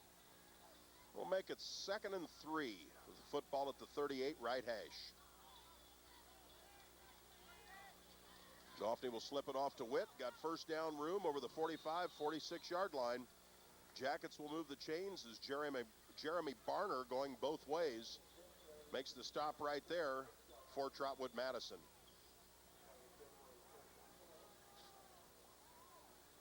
Trotwood's head coach is Roy Toby, a native of Maria Stein. Played football up there for Ken Meyer at Marion Local High School. Earlier coached at Chaminade Julienne before going to Trotwood as an assistant and eventually becoming the head coach. There's a dive on the right side. That's good yardage for Witt. Into Trotwood territory, close to the 47-yard line.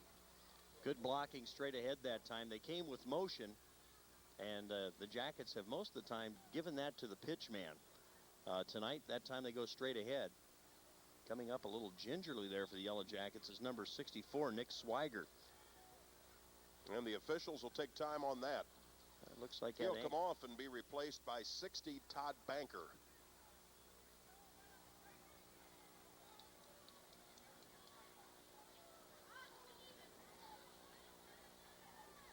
It's going to be a gain on the play of about 6 yards, as you mentioned. That'll make it 2nd down 4. 4.5 minutes, second quarter. Sydney up 6-0. Spradlin split this way. Jackets rotate a tight end and wing. And another wing will come this direction and go in motion. That's Witt straight ahead. Good yardage. Gets to the 40. 35. Down to the 32-yard line. First down, Sydney. He goes to the 32 from the 48. 48. Pickup of 16. We got 92 yards unofficially now for Kent Witt. What a workhorse he was last week and appears to be once again. No doubt about that. Clock continues on the move. Just goes about it in a workmanlike fashion. Stays right in behind his blockers. That time broke free. Football at the 33. This will be Paul Neves on the counter. Takes it for good yardage. Gets stood up straight and will get close to the 25-yard line.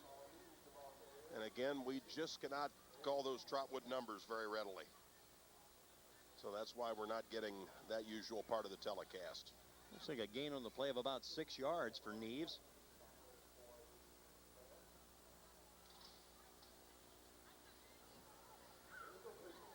With the way the Jackets like to spread the ball around with a lot of running backs,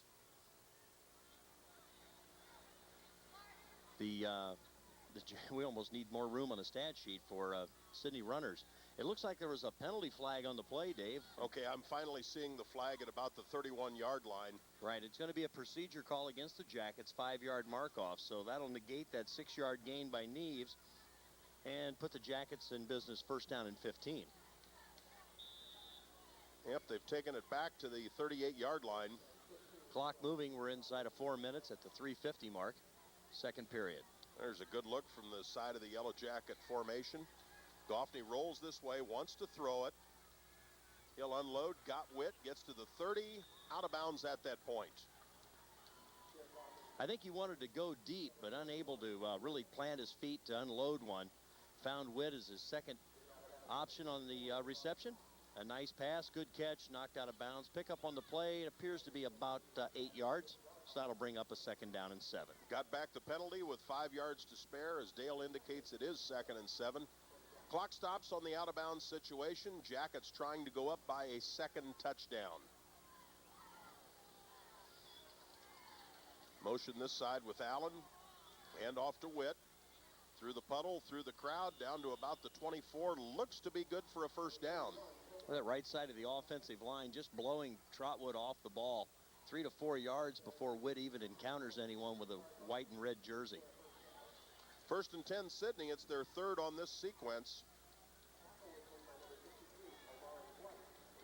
White on the stop for Trotwood. The gain will be to the 24, as we indicated.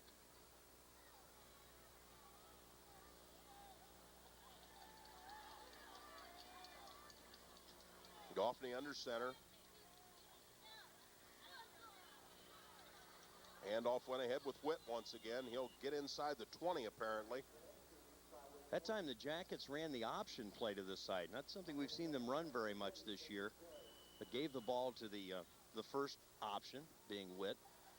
Goffney and Luke Allen carrying out the fake to the outside, and there really wasn't anybody around there. We're going to have a timeout. Stop the action. 3:05 left to go until halftime.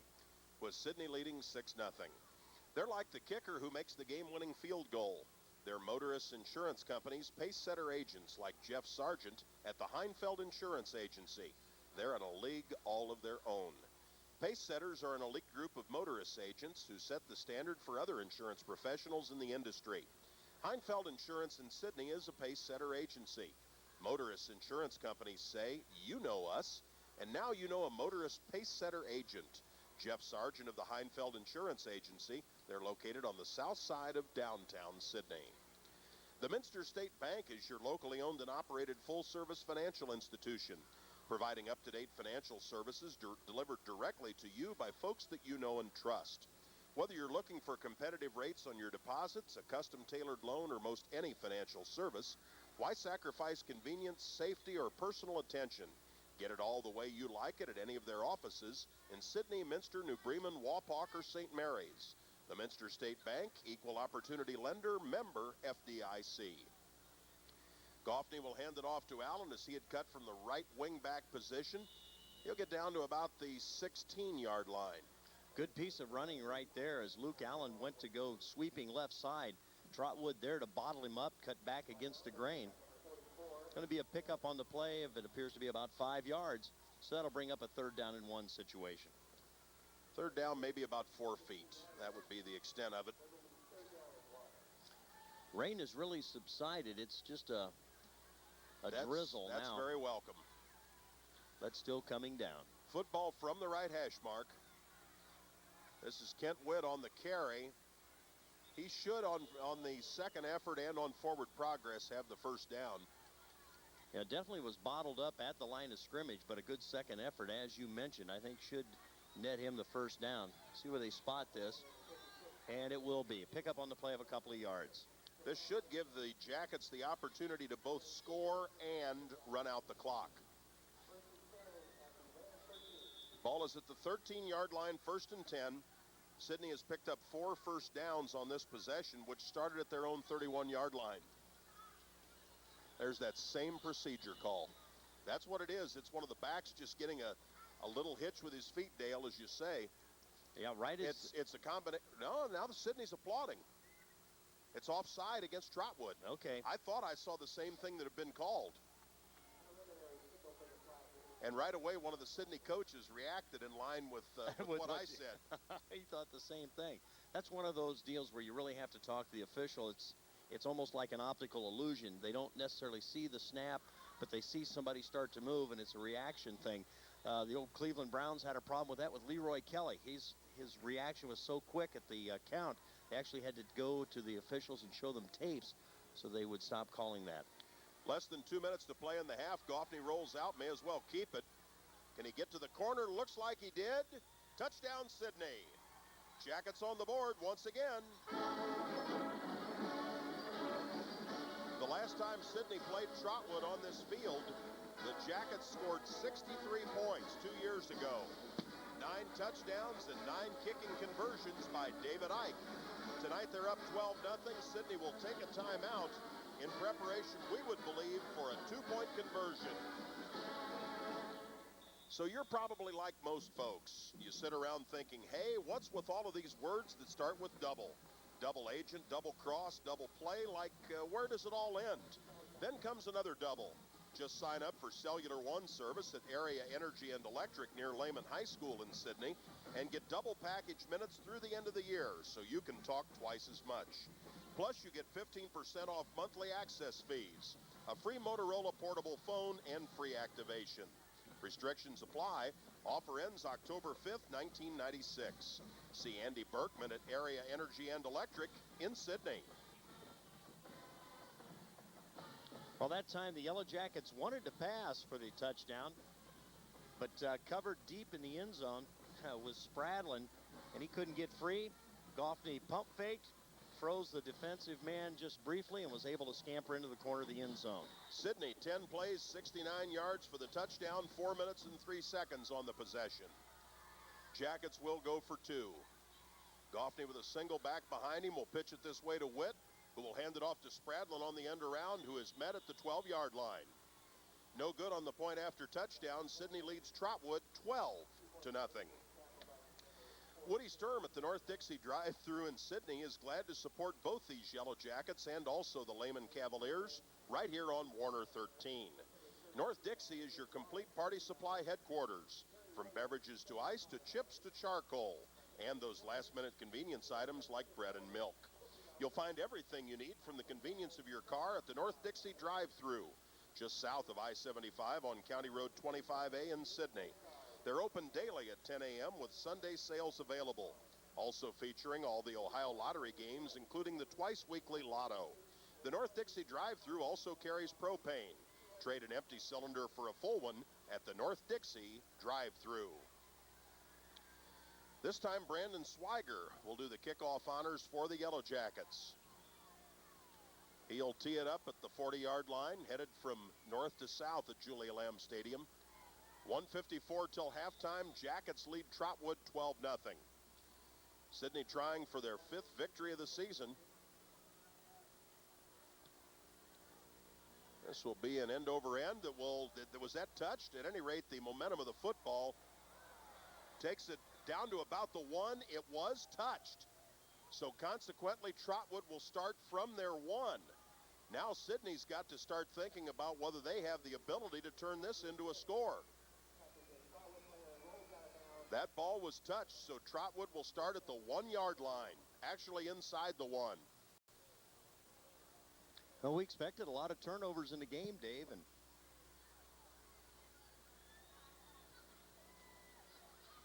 first and 10 Trotwood, and again the clock will not start with this year's new rule until that football is snapped. We're right now at 1:53. We were at 1:54 following the touchdown. Yeah, there should have been a little bit more roll-off of it than did, but whatever.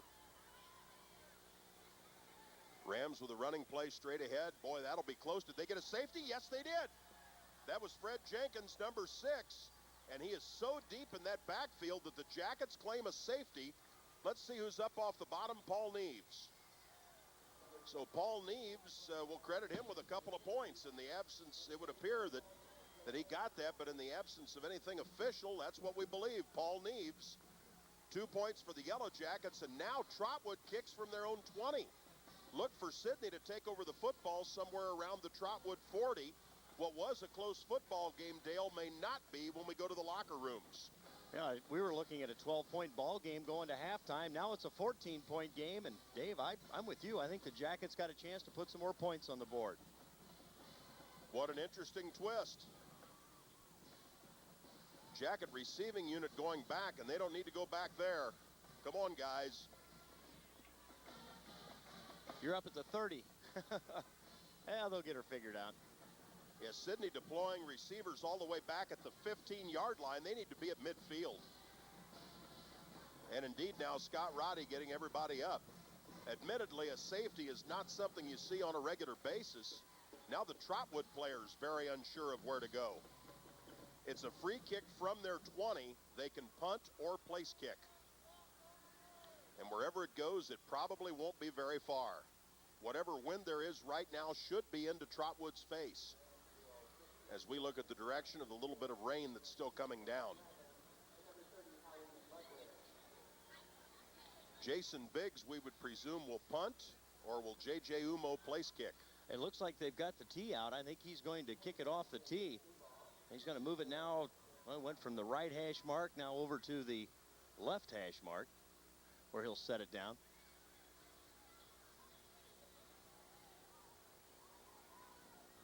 Jackets will bring some people up. Umo indeed will be the place kicker. So Trotwood will kick off from their own 20. Jackets deep people back about 45 yards from the spot of the ball, so they're in pretty good shape. And onside kick rules apply here. Keep that in mind should there be something that's touched up front or maybe doesn't go very far. There's Umo's boot. It's very short. Picked up by Van Tilburg at the 50. He'll bring it back, not quite to the 40-yard line. So the Yellow Jackets will set up definitely with an opportunity to score again as we now show a minute 42. Jackets still have 2 timeouts remaining. We'll call it the 43, and again the clock will not start until the football is snapped. And right Jackets lead 14-0, but it's not the conventional way to get to 14. Now the rain picks up once again. Goffney calls signals, wants to throw it into the sideline, got Spradlin, 35, out of bounds at the 32-yard line. Tackler over there for Trotwood, Jamar Black, number 34. So that's, again, a clock conserver. And a pickup on the play of 11 and another Sidney first down. First down category getting lopsided, Dale, after Trotwood with some early success on their first possession. Well, 9-4 right now. And 3 of those were on Trotwood's first possession. Football at the 32. Goffney wanted to throw it over the middle, goes back, gets away from a sack. He'll just run out of bounds to minimize the loss. And to kill the clock as well. I think they wanted to go with a screen pass down on the right side, and it just didn't materialize. Trotwood stayed at home, did a nice job defensively, and shut that play off completely. He lost about 6, Dale. It'll be 2nd and 16. But as you indicate, it's with a dead clock. A few minutes ago, we were close to having the rain stop, but that's not the circumstance right now. That's going to be a 2nd down and 16.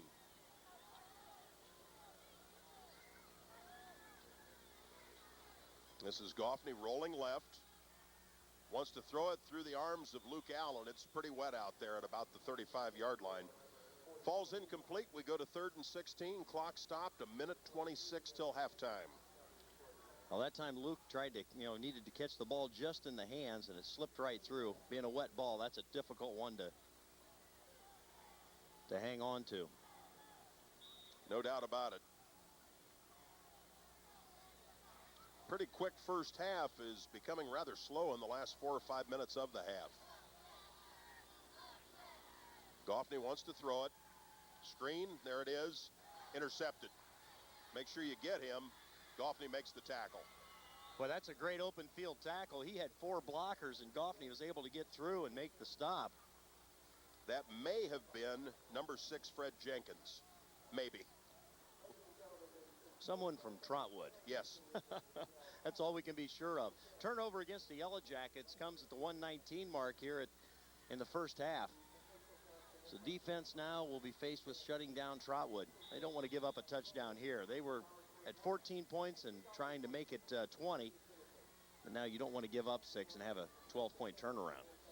A very wet night, but nowhere close to the wettest night I've seen at this field. That would have been the season finale against Fairmont back in 1962. It had rained for a couple of days.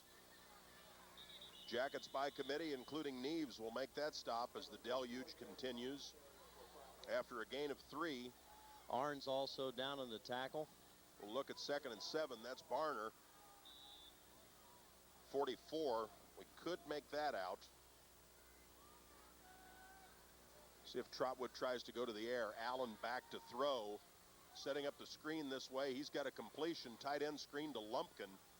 Pillsbury, Neves, couple of other folks. Penalty flag, maybe a face mask in the course of that tackle. That would be our best guess with 46 ticks showing on the clock. And we'll try to get a preliminary indication. It looks like that's what it's going to be. It is going to be a face mask against the Yellow Jackets, so that'll be an unsportsmanlike penalty that'll cost them 15 yards and will give Trotwood a first down.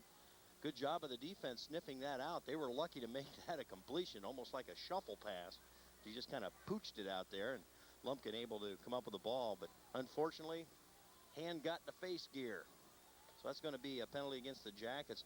Dave, they've already had 6. That'll be their 7th penalty tonight. Not something that Coach Roddy will be very happy about.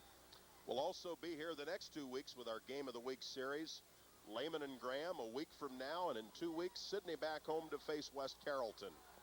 Only the 2nd first down in this 2nd period for Trotwood. Trip receivers to the right, the top of your screen as we look straight down the line of scrimmage. Trotwood from the 28. That's a lateral. Oh, my. No, they're calling that incomplete. Ooh, that was close. It's very close. You're gonna have there's a penalty flag thrown, and I believe this was far enough after the snap that it may not be procedure. Either that or it's just a slow flag. Well, if it is a slow flag, they would be consistent. Let's see what we've got. The Jacket players are pointing at Trotwood, and Trotwood is headed towards the south end of the stadium. So that, you're right, it is after the play. So somewhere along the line, somebody grabbed a Yellow Jacket. So that's going to be a walk-off of 10 from the spot, which is going to be outside the 30-yard line, it appears. 35 seconds to go. Trotwood wanted to come to the line of scrimmage, but you can't do that until the ball's snapped. Yeah, they're standing on what's going to be the line of scrimmage. It's interesting how the weather will affect some of these games tonight. A score that we're just having reported to us, of course, is a final by the time you hear this, but Piqua and Northmont standing 0-0. We've got to believe that would be close to halftime, if not halftime. Back at the 41-yard line, 35 seconds till halftime.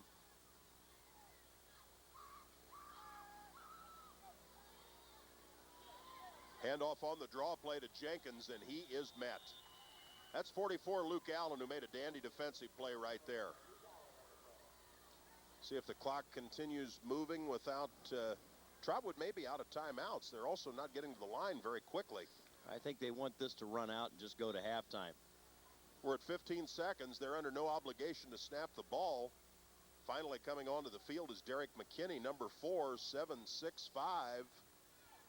I don't think they'll get it off. 3, 2, 1, halftime. 2 touchdowns, no extra points, and a safety. Sidney with the 14-0 margin over Trotwood Madison at halftime. Classic but casual. That describes the Farrington Restaurant at I-75 and Fair Road in Sydney. Lunch is highlighted by Daily Chef specials, including a Friday pasta bar. The very popular Sunday brunch is from 10 to 2. Delicious and creative describes the Farrington's new menu items. Early bird specials and reservations anytime are also offered by the Farrington. Classic but casual, the Farrington. Catering and banquets also a specialty. Your place or theirs, it's compliments of Jim